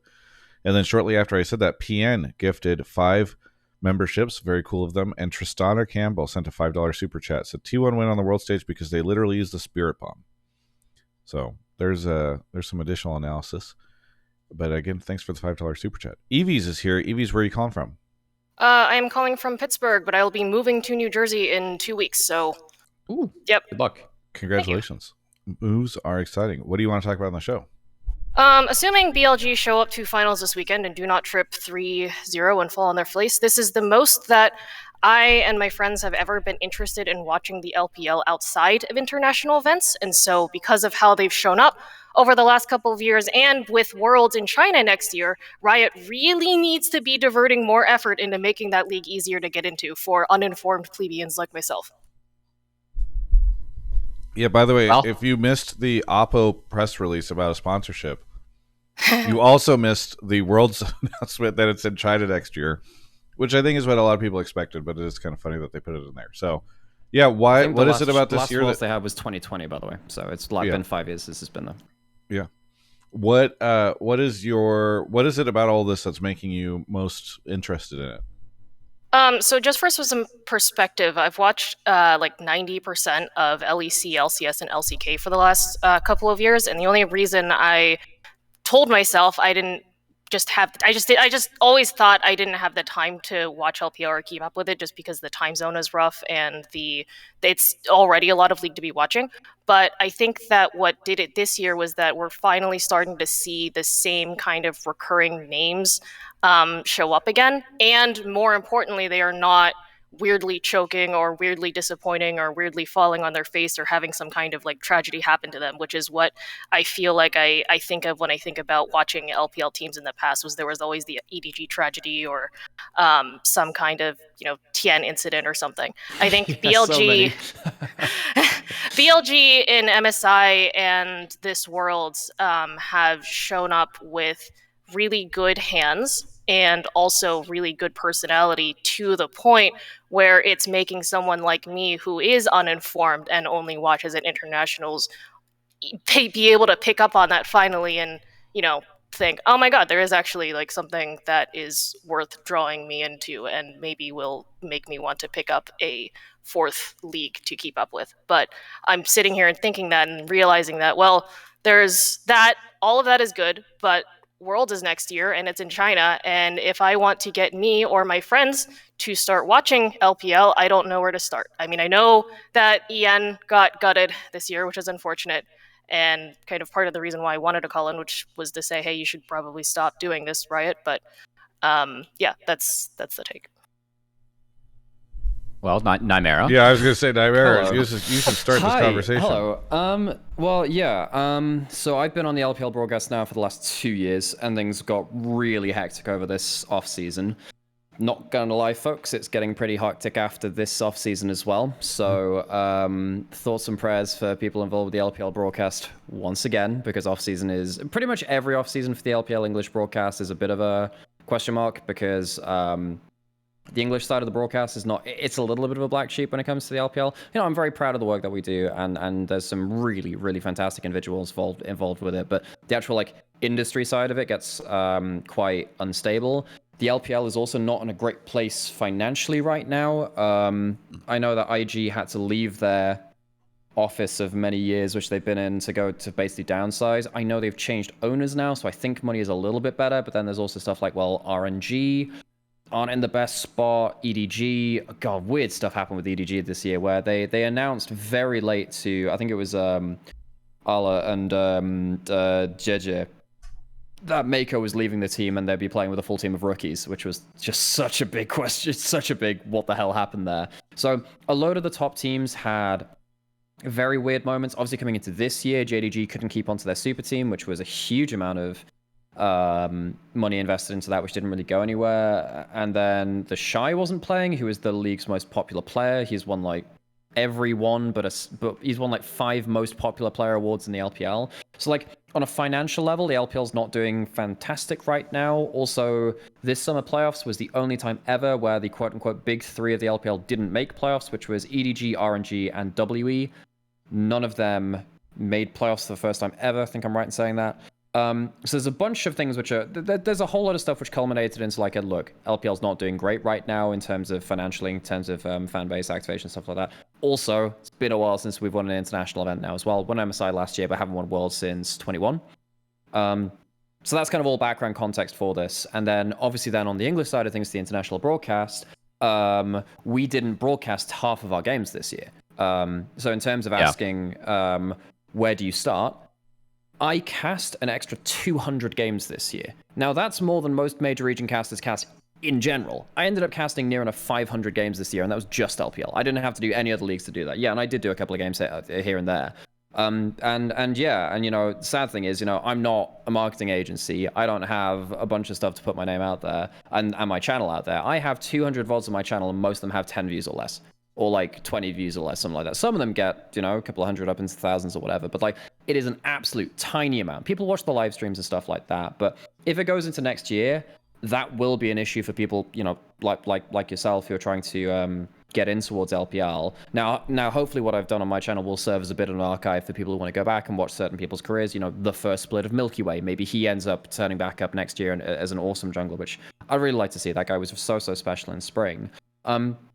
But also just hope in general that the English broadcast gets more resources and that we do get to keep, some of the real historians in the league like Lyric or Munchables or Mazel and a bunch of other people around who've been there for a while, and also hopefully, get to keep people myself and Jamada and Troublelink and the other casters who have come along to help deliver that as well. Because, one of the things which kind of hurts our ability to give good product to you, the viewer, as well, is stuff like we are the only region in the world without stat support. We are the only region in the world which is casting remotely, which means that it's much harder to cast. I had a whole video going through a bunch of this stuff too, so I'll try not to spend as much time on this, kind of yapping about why LPL is quite difficult to cast. But yeah, I think there's a bunch of things that need to be addressed for LPL to give like give the broadcast which it deserves. I think we do a pretty good job with what we've got, but honestly, you know, with so many great players, like you said, like Bin, I think particularly is such a good personality to come through. I think the playstyle of Knight, I think a lot of people are finally discovering this guy. By the way, Knight, he's had an incredible last 2 years. I think some people think that he didn't turn up to last Worlds. Arguably still second best mid at that event. I think for the last 4 international events, Knight has been a top 2 mid laner at least, and I think he was the best mid laner last MSI. And if he wins finals, I think he would have a good shot at saying he's the best mids at this Worlds too. That's actually an insane run of 4 being top 2 in mid lane, which is probably the most contested role in terms of international competition for that in the last 2 years. Anyway, big point is, got a lot of individuals who are just really exciting, either in playstyle or in terms of personality and stuff like that to sell to you. I've been rambling a lot, so I'll let you guys chime in, but that's like initial just kind of, wow, there's a lot of stuff to talk about when it comes to trying to sell the LPL to the international audience. Also think there's a bunch of stuff that the teams don't care to do stuff internationally nearly as much as other orgs like LCK and stuff like that, so the branding gets a bit weird too. There's a whole lot of issues with trying to deliver LPL to an international audience compared to other regions. I do think there was a pretty big push to do this, I don't know, 5-6 years ago, and there was a really big desire amongst the LPL teams and amongst the LPL itself to really try to capture that English-speaking public or broad international audience. Sorry, stumbling over my words.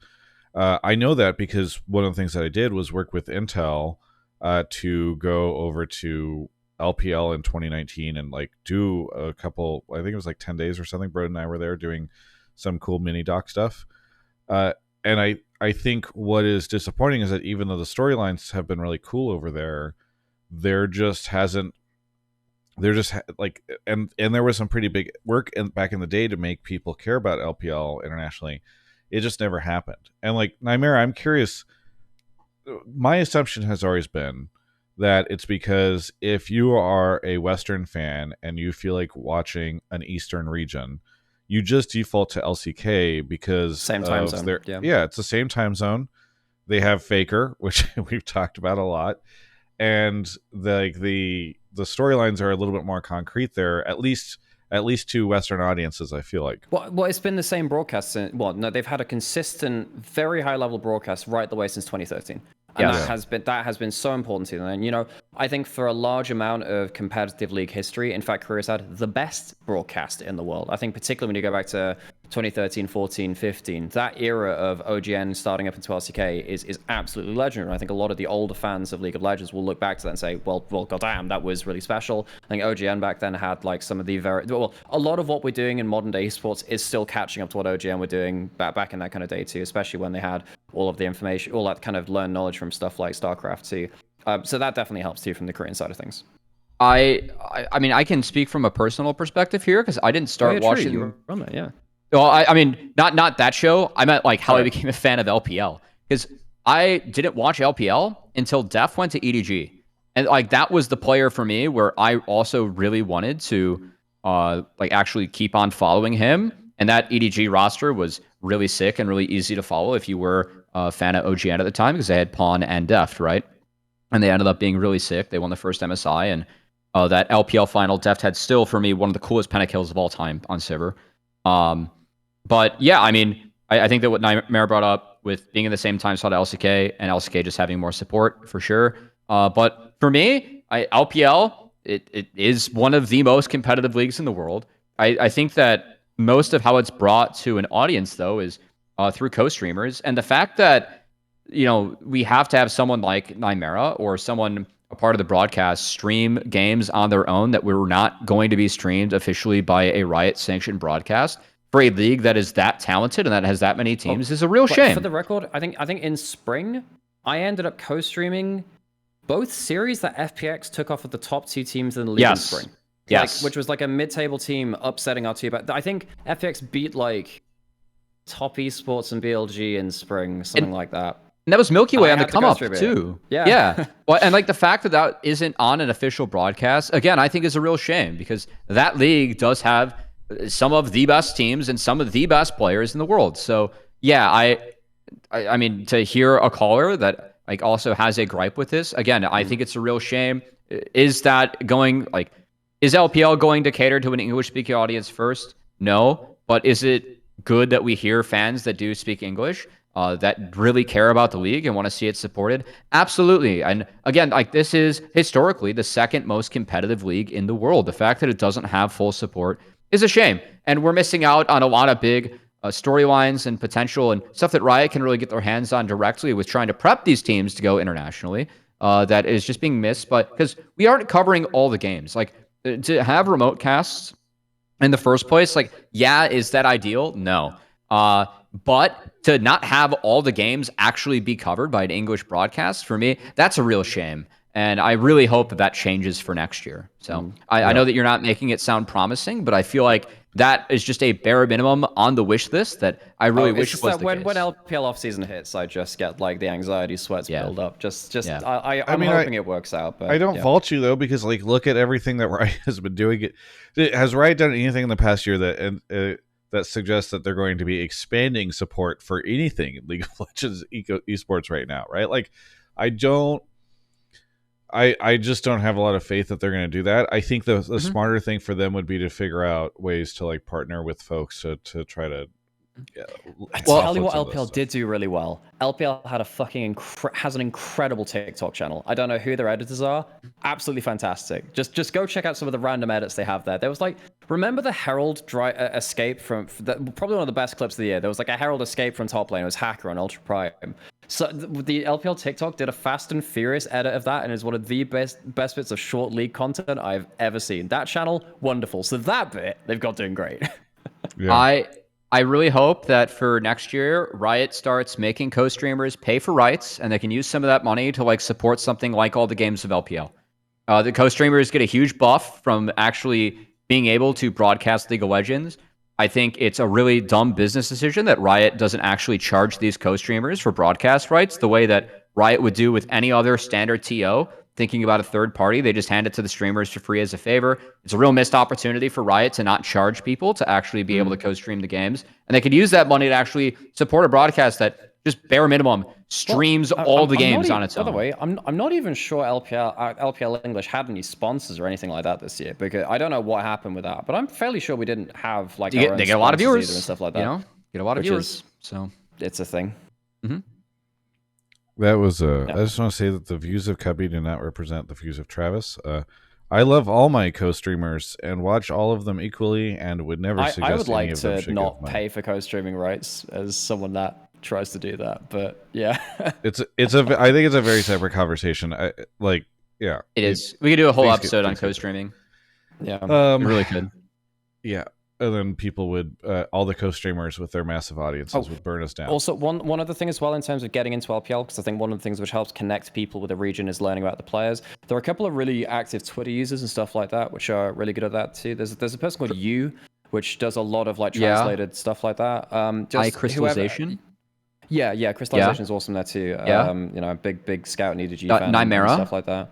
Yeah, I do that as well. Jamada. So basically, just yeah. There's a bunch of people who who either create their own stuff or retweet their own stuff like that. It's small right now, I suppose, in the grand scheme of things, but yeah, trying to find links like that and grow that kind of like actual connection to the more Chinese side of the socials, because obviously it's very separate socials. It's kind of important too. I also love what's happened with the Hoopu comments in this kind of year. The Hoopu, so Hoopu is like it's a basketball rating website from China, but obviously they've now got a like your users create like an average score of players, but it came from basketball. Now they put it into League of Legends, and just some of the comments are just so funny. Like they rated Doran like a 9 out of 10 or something like that because they thought he was playing for BLG kind of thing. Yeah, it's absolutely fantastic. Brother Doran never retire. Yeah, small things like that help quite a lot.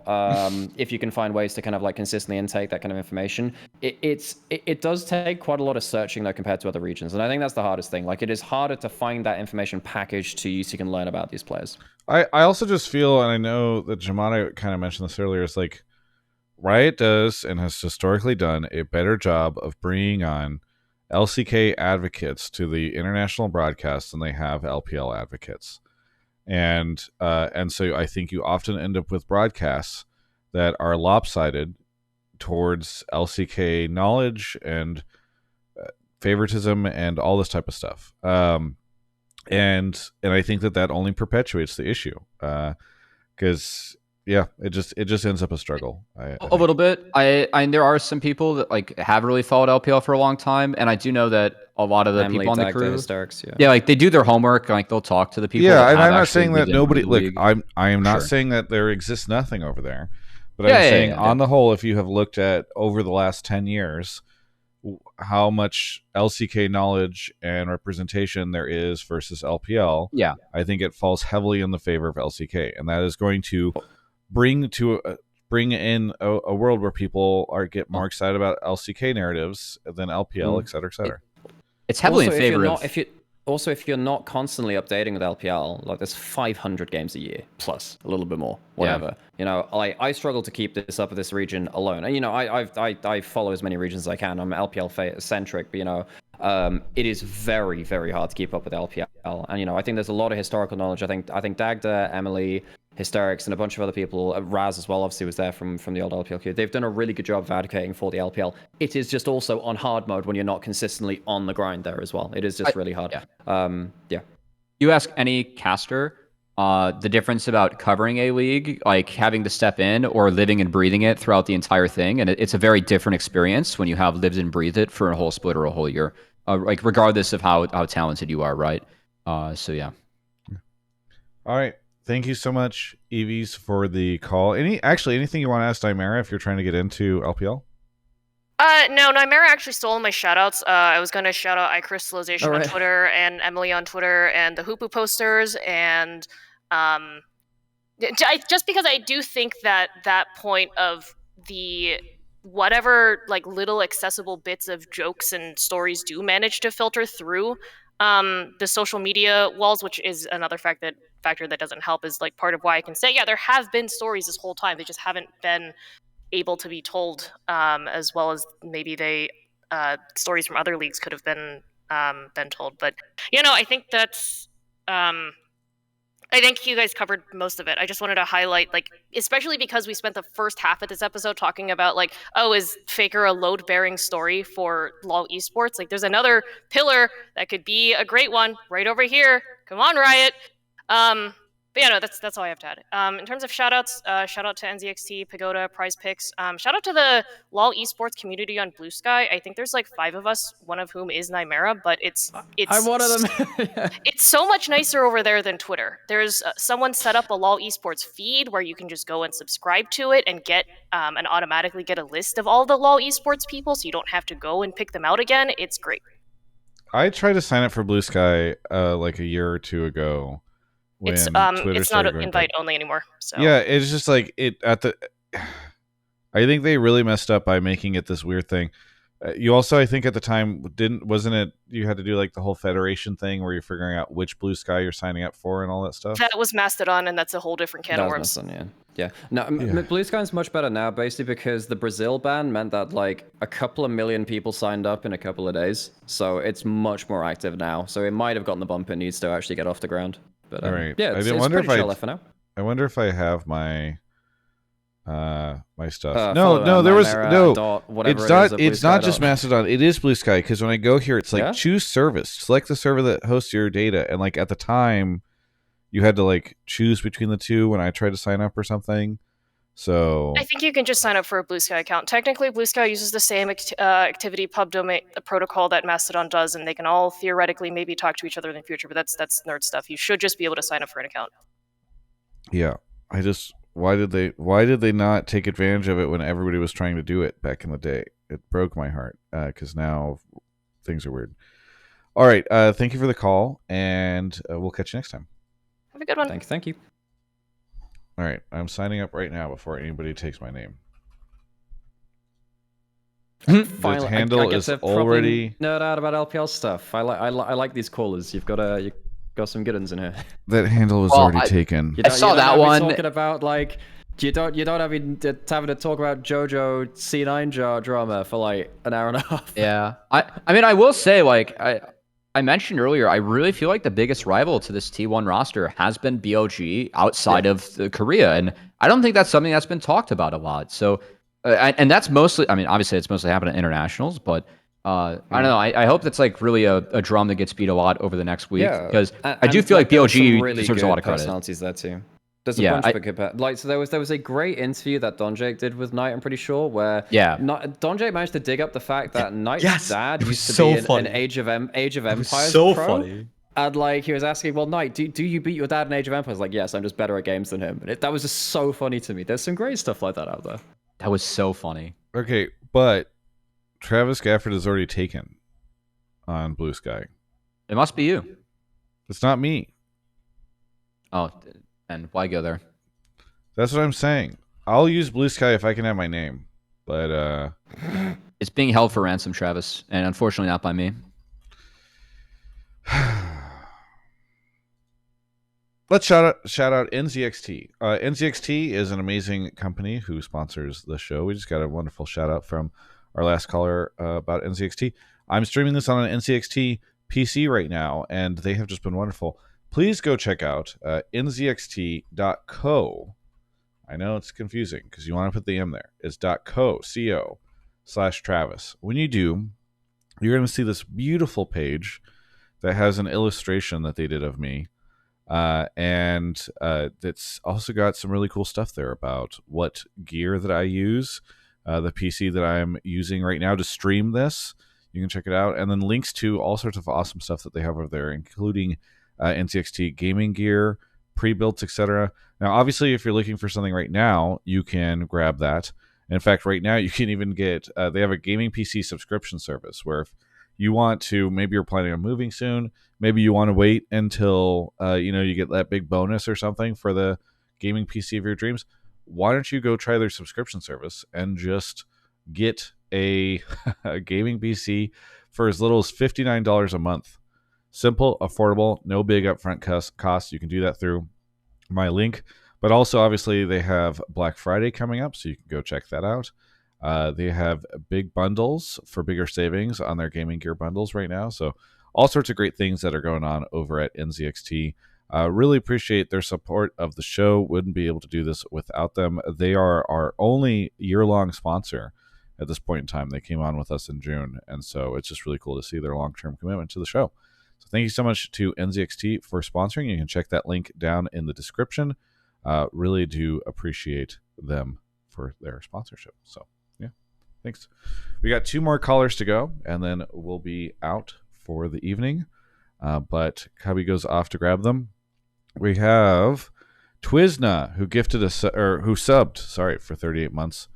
Again, thank you to everybody who does send those subs our way. If you hover your cursor over the screen, it should tell you actually if you have a free sub available for Prime. A lot of people have that stuff just kind of chilling on their account. They don't even really think about it. You can always just, even if you're listening to the YouTube video right now, you could just like click over to twitch.tv/Travis Gafford to see if that free Prime sub is up. Sending it my way is very helpful, especially because London is expensive and I'm going there tomorrow. Yep.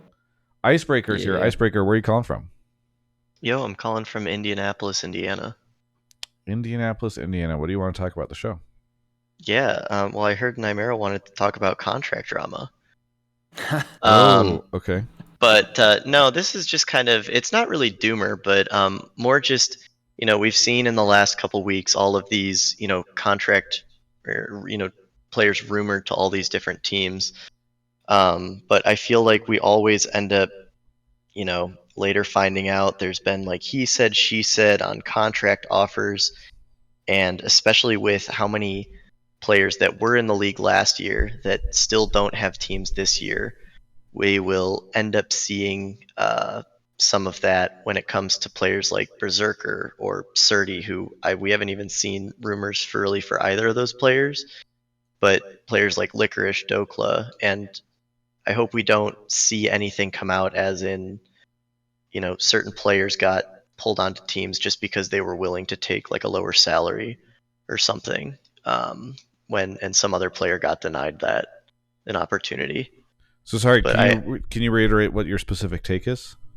Yeah, basically, I just think we will see that happen. We're going to see some off-season roster drama once the season starts of players saying he said, she said on contract offers, where players will inevitably get screwed over by teams and GMs, and that's going to So be you think they're going to get offered something and then it'll get revoked?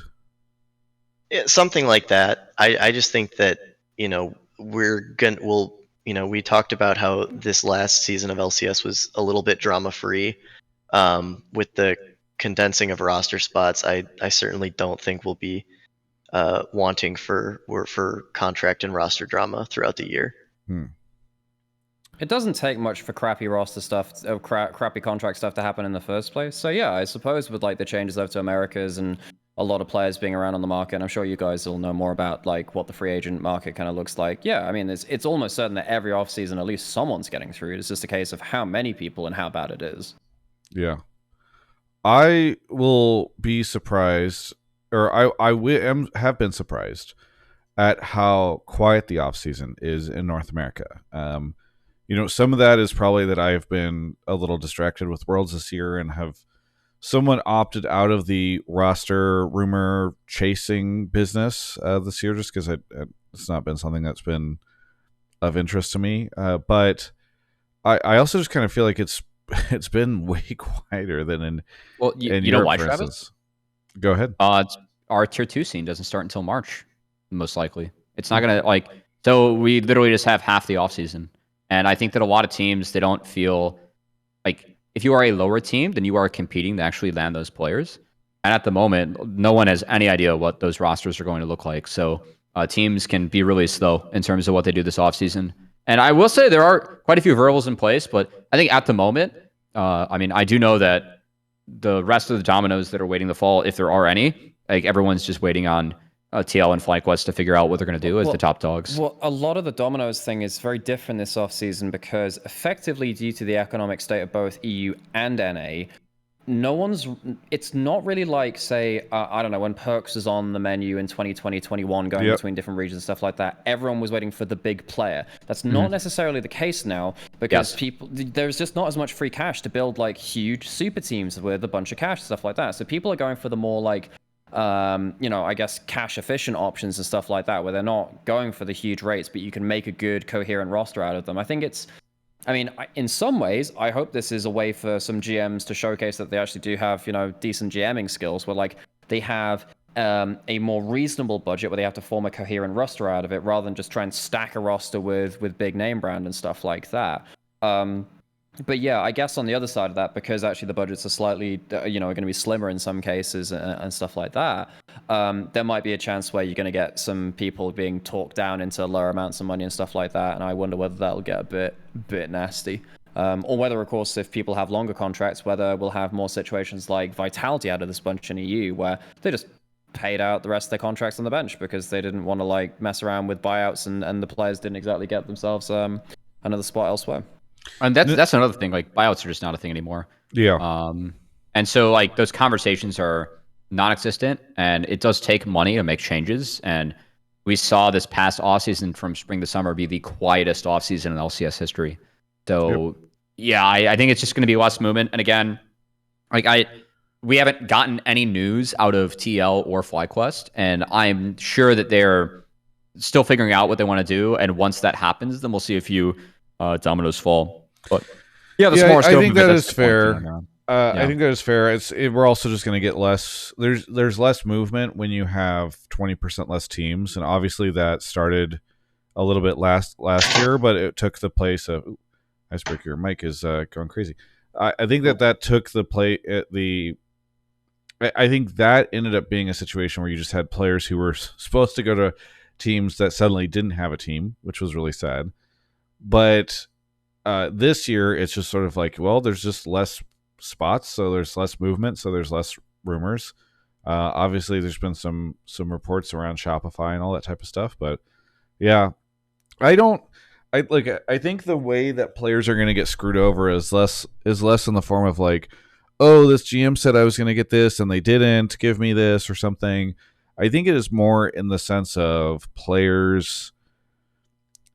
Look, even as recently as 2 to 3 years ago, this was a player's paradise in terms of, like, if you were in the top half of the league, you often were able to control so much of the conversation in terms of compensation, in terms of who you wanted on your team, in terms of all these other things. That is just not the case anymore. It's becoming even less of a case in LPL and stuff like that too, because of the salary caps. There are only a few very, very top tier players who can do that across the world right now. Yeah, and so the teams have gotten to a place now where I think the other thing is that teams have managed expectations more. They don't have VCs breathing down their neck, and so they are more willing to not have a team that's going to lift a trophy or lineup that's going to lift a trophy in the short term, because they figure, okay, well, we'll do this sort of long-term thing.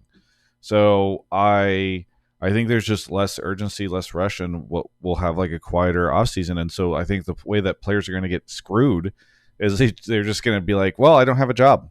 You know, like if you are a player that was around this time last year, you had 10 potential options, right? Or at least you thought so until the news came out right around this week, and actually. Same with secondary team or secondary league that started up in January and ran alongside the main league.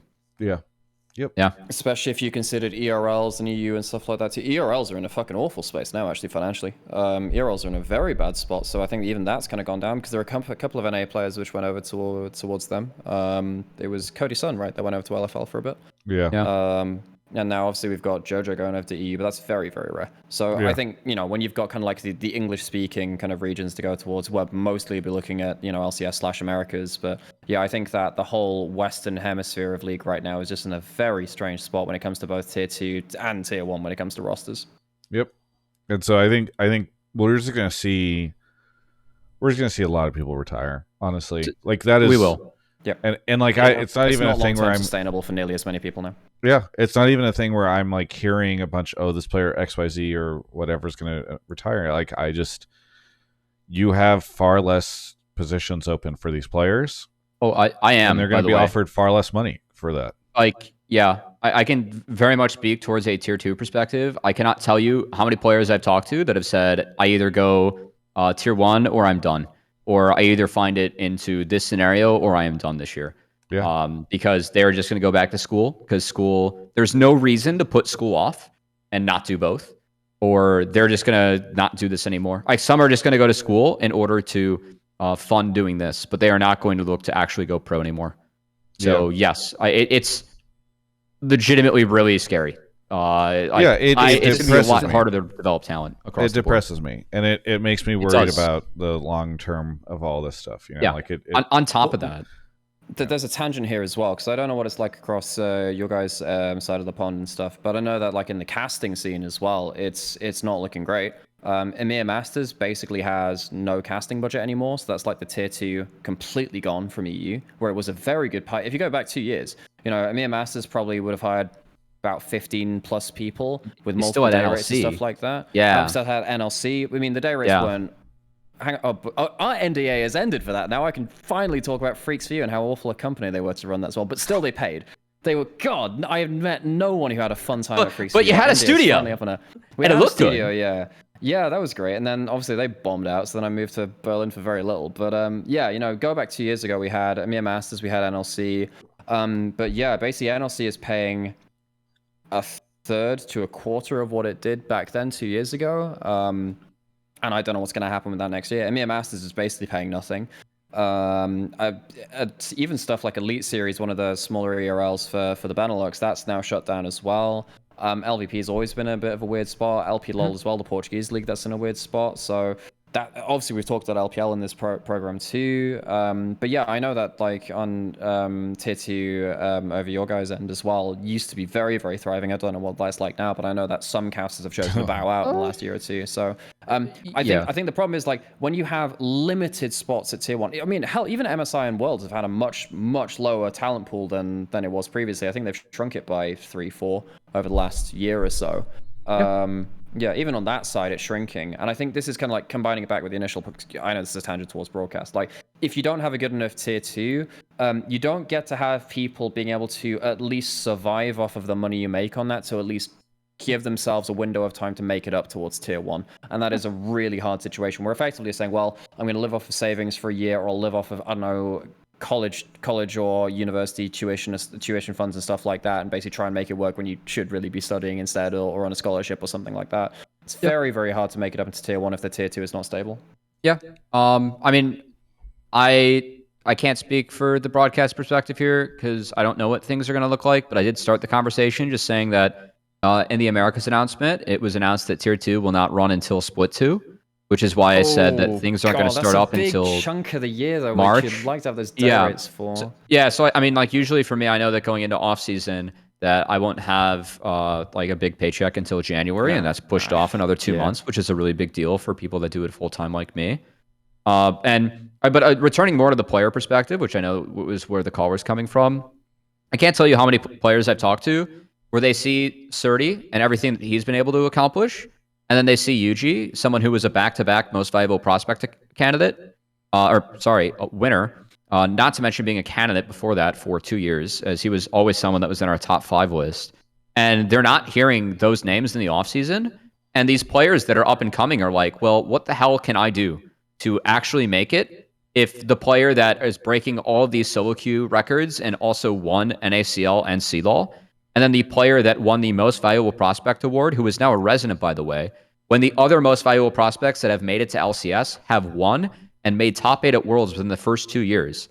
Like, if these players are not getting a shot, they're looking at that like, how can I make it?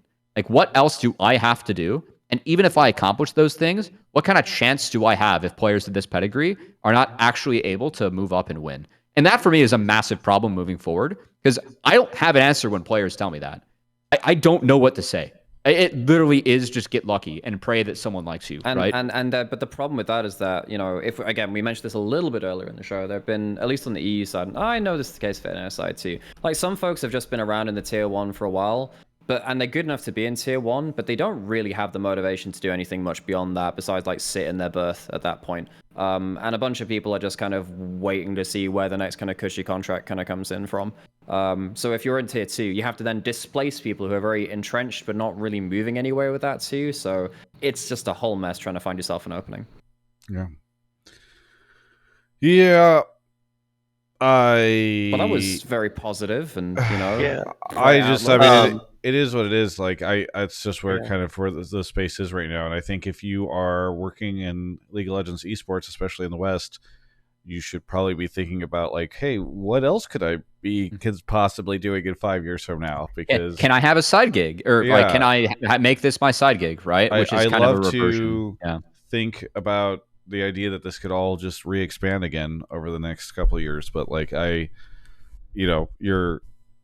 could, but it also could not, and then you have to kind of be thinking about what you could do. So that's Saudi money, kind of doomer, but it's oh god. All right, no. Icebreaker, what's up?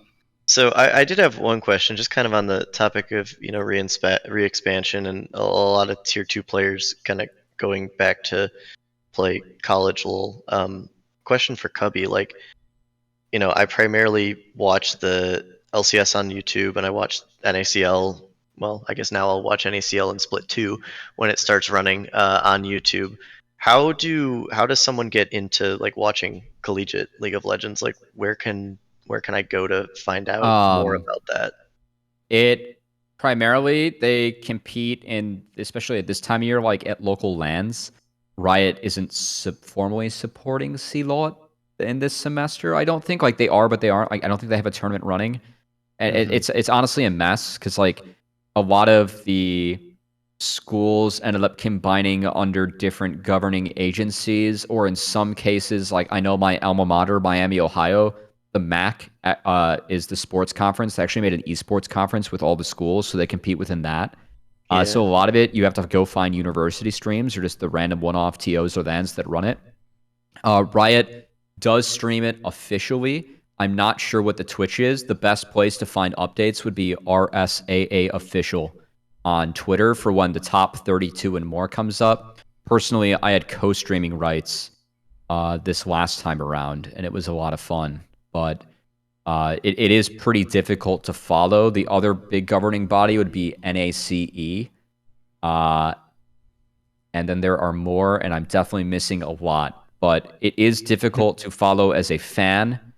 So I think the best way to go about it is to follow players that you know are competing in collegiate and then see if they post updates. Okay, cool. Yeah.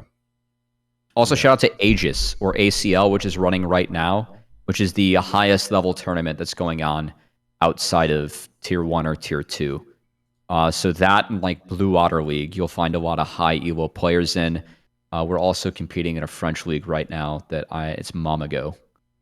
So that's another decent one, and that has some ERL players in it, as well as some pretty high elo NA players. So yeah. Okay, this depressing conversation is depressing. Thanks so much for calling in, Icebreaker. Anything you want to shout out? I don't know if you appreciated my call, Travis, but that's okay. No, I didn't disappreciate your call. I just You reminded me I had an NDA that's expired, so that's good. Yeah. No, I do like.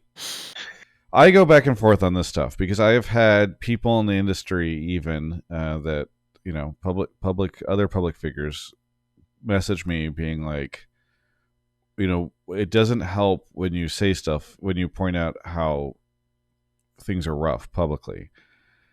And I get that, because I do think you can end up in this kind of like spiral where you say like, oh, things are in a rough place, and then people think things are in a rough place, and then that it kind of self-perpetuates. But it's also really difficult for me to ever like look at the amount of pro players that are going to be losing their job, the amount of casters, the amount of staff and support and content creators and all this stuff over the next and over the past year plus and over the next year plus, and be like put on a smile and be like, everything's okay, because I really do love the game and the sport and the scene, and it is very demoralizing at times. So it's the type of thing that I had 2 hours into the end of a podcast. Either way, thank you so much, Icebreaker, for the call. What do you want to shout out? Yeah, I mean, I'll shout out just NACL in general. I got into it last year, and it was, really fun to watch in addition to the LCS. Shout out the game Satisfactory. I've been playing that a lot recently. That's been very fun. And Cubby, I'm a Packers fan, so I'm going to shout out Tyreek Stevenson. And with that, I will bid you a good night. Catch you later. Yeah, I played Satisfactory whenever it was in early access. I really liked it. Still grinding out WoW, though. Recently saw that they're buffing the bronze tokens, much to everyone's expectations, I guess. Good old Blizzard. All right. We got one final caller that we're going to speed through because I'm not sure the take will be worth it, but let's go grab it. Sorry, I was still depressed from that last shout out. Yeah, no, I know.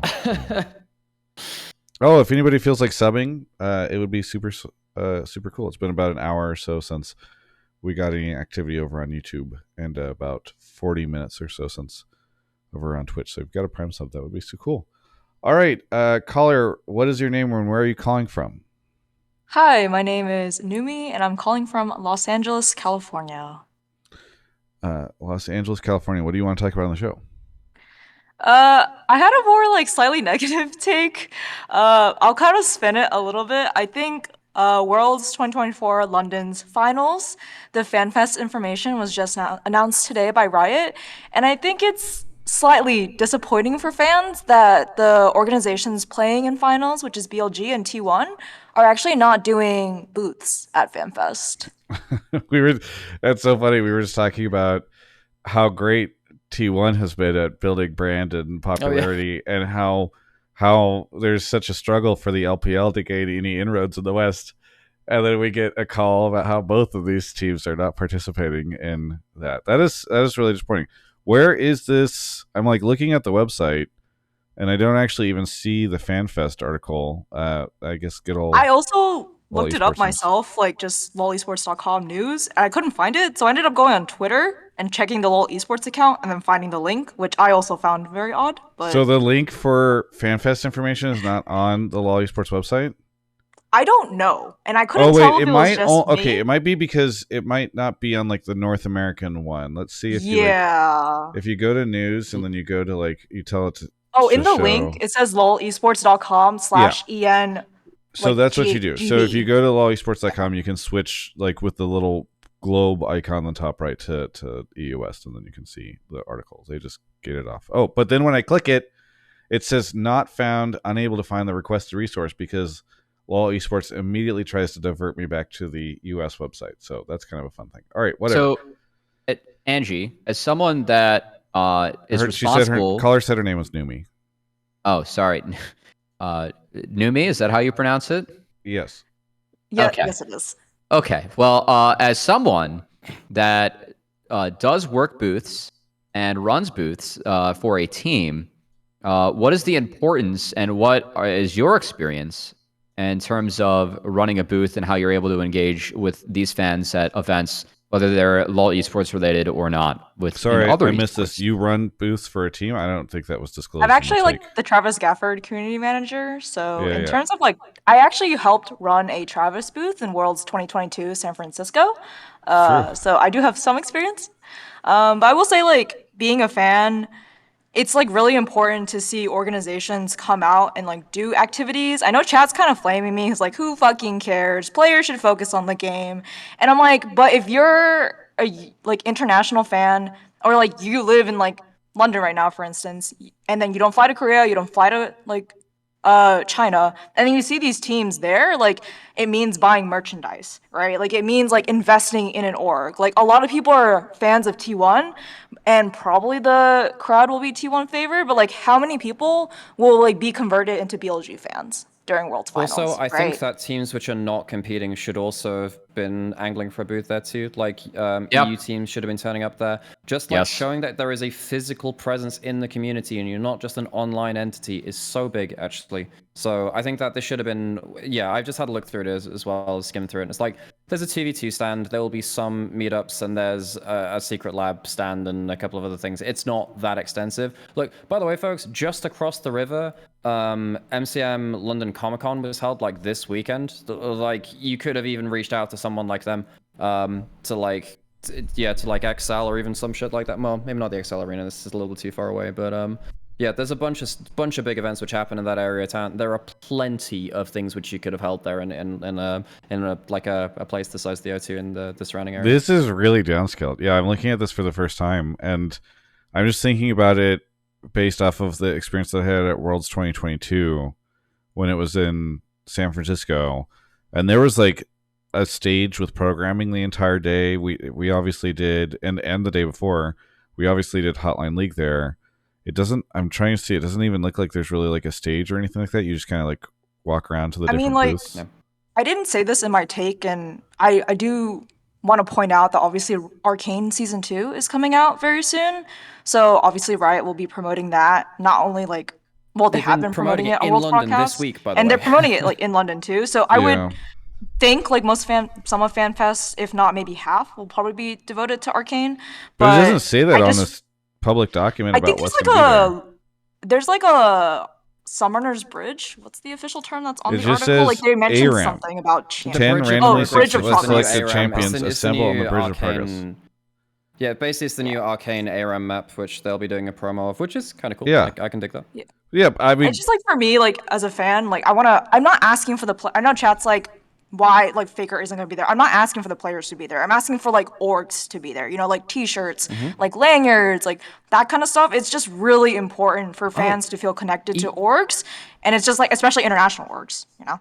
Even at LEC Studio for the World Swiss and Playing Stage, they didn't have team jerseys there for like, I think they had them for like previous years, so that was a real disappointment because I would have picked up like a SoftBank Hawks jersey or something like that, or some of the playing teams, or a whole bunch of the other teams too. Like the teams didn't bring jerseys with them a lot of the time, so I'm pretty sure in the LEC Studio they didn't. It's a shame. Yeah, I mean, I guess we'll see because Numiii and I will, I'm sure we'll both be there checking this out. So hopefully this document is doing a poor job of demonstrating and showcasing how cool it's going to be to go there. Because if I'm going there to like play ARAM and maybe try my luck at a claw machine, I think that's a pretty big step down from what has previously been there. So I guess I we'll mean, find like out. But yeah, even Worlds 2022, I think T1 did like a pop-up in Los Angeles, even though the games were on the East Coast, like New York. So obviously the capability, I know it depends on visas and country restrictions and whatever, but the capability is there. And I mean, I like saw I'm Team going, Liquid say that they were going to be doing something there. By the way, yeah. Team Liquid's doing a watch party in London with I think like streamers and players. yeah. Um, but even like for me, right? I know a previous caller talked about like getting into LPL. For me personally, like one of my like goals for League of Legends outside watching LCS and NACL is I actually wanted to get more into LCK and LPL. And like I think Cubby mentioned this earlier, maybe like I chose LCK in those instances just because that was what was on at 11 p.m. Pacific Standard Time. Right? Like I didn't watch a lot of BLG games this World only because they're on like 5 in the morning. Pacific Standard Time. So for me, like at a small disadvantage in watching BLG games live. At least, yes, I can go through VODs because I don't know the storylines. So for me, like coming to London, obviously seeing those games live, like I want to be able to feel like a presence and like feel closer to an org, especially if they're participating in finals. So I just think it's really sad that like no orgs will be there. Yes, legal restrictions and like Brexit and other stuff, but like I'm speaking as a fan, not as an industry person. Like I want to feel more connected to teams that are playing, especially like these are the best teams in the world right now. So I think the only thing that I will give them as an out a little bit is like we didn't know that these guys were going to be here until yesterday, that's right? true. So like I think it is really difficult. You know, if you're T1 and you were the 4th seed and you weren't favored, you know, I'm sure you want to believe in your team, but also like how much money and stuff are you going to be setting up in order to get, you know, merchandise and products and all this stuff across the world. Maybe again, I think the argument is that maybe, you know, the popular teams at Worlds should just all be there, and so it shouldn't necessarily be qualified on if you are going to be at finals or competing in the finals match or not. Like, if you're T1, you should probably just be like, hey, we're T1, we're going to have a stage there, or like not a stage, but a booth or something. But I don't know. I remember like just before COVID hit, there was a really good event in London called NeoSurf Cup, which was between like XL and Misfits, like, you know, 2 mid-tier LEC orgs. And they just had like, you know, their academy teams doing like 2v2s on ARAM map and stuff like that at a booth. That you could just get any number of pro players just around the scene. It's a World's Finals in London, which is a great city to hold it in. It's very easy to get to for a bunch of people. You could just have just a bunch of random people you can get in contact with and say, hey, do you want to just do some like 1v1s ARMs or 2v2s, stuff like that for like an hour or two? People would turn up and do that, especially for a World's Finals kind of event. And that was, you know, this was for like NeoSurf Cup, which was, you know, 2019, you know, at like ERL kind of stuff at that point. There's plenty of things you can do. You just need to be a little bit creative about it, and you can get a lot of engagement from that. I do think we're not necessarily recognizing that it might be difficult to have to subject your staff to the food in London if they are going to this. Up. Don't you? Because I feel like that is something that we're not really discussing. It's like just the struggles of having to eat in that city. Numi, what do you want to shout out here at the end? I request like a picture either from Travis or Nymaera of like a meetup and like the food they eat. I feel like the storyline here is so great. Are you gonna I be want in to shout London? out. I'll bring you all here. No one will be spared. Coincidentally, just like Travis, I'm also flying to London tomorrow. But I do want to shout out NZXT. I am holding off on a Black Friday or holiday sale only because I work off of a laptop and I am finally ready to invest in an actual PC, like 2 monitors. So I want to shout out NZXT. I'm a huge fan of their products. I do like the renting system they have as well. Like you can rent a PC per month, and I think that's really cool. So I shout out NZXT and all of Hotline League sponsors. Yeah, thank you so much. Really appreciate it. Numi, I'm sending you a link to the event thing I told you about. I realized I haven't done that. Cool. All right. Thank you to Numi for calling in. We'll catch you next time. And that is also the show. Bye. Sorry, folks. I've been a little bit you. of a zombie in this episode. I don't know. I'm just, I think maybe coming off the weekend, I've been a little low energy, but I had a really great time, and I had a fun experience chatting with Cubby and Nymaera. Cubby, what do you want to shout out? Yeah. So shout out to my team, Supernova Dark Matter. They get a 2-0 while this is going on, so good for them. And then shout out to Rafa. I know that you guys have seen Rafa be in and out of the stream here and there. Rafa and I have been roommates for 22 months. He's moving out today, so I've been busy helping him do that. I haven't done VOD reviews because of that. Tomorrow he's going to be out of here. So excited for what's up with him at his next base. But Rafa's been one of my best friends out here. He is a great caster, and everything that you see on camera about how genuine he is, it is 10x as a person. So definitely going to miss having one of my best buddies here next door.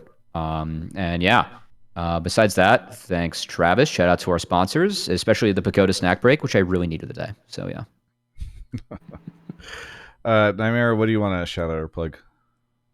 Yeah, so I've been pretty active on my YouTube Shorts and TikToks recently, which is just trying to figure out kind of what I want to do on those programs. So, but right now I'm just kind of going through some of the older stories, which I was fortunate enough to kind of be around to hear while they were happening at the time. Stories about FAKER, stories about Pawn's Talon skin from 2014 Worlds, who the heck is Captain Jack, who is Insect, stuff like this. So yeah, if that's the kind of thing which interests you, give it a look and see if you like it. And if you prefer like longer form stuff, I'm around on various podcasts. Occasionally I'm here, occasionally I'm on a couple other podcasts as well, which you'll see kind of littered around my Twitter and stuff like that. And yeah, last thing is I'm doing a fair amount of VOD reviews for this Worlds. I've VOD reviewed all of the quarterfinals and the first of the semifinals, but not the second one. I'll probably be doing that whenever I gain consciousness tomorrow now at this point. And yeah, that'll be over my YouTube channel, which is, yeah, I know, just search Nymaera, you'll find that there as well. So a bunch of different stuff. Follow me on Blue Sky as well, I guess. And yeah, thanks for having me on, everyone. It was really cool to be here and join you guys and chat as well. I appreciate it a lot.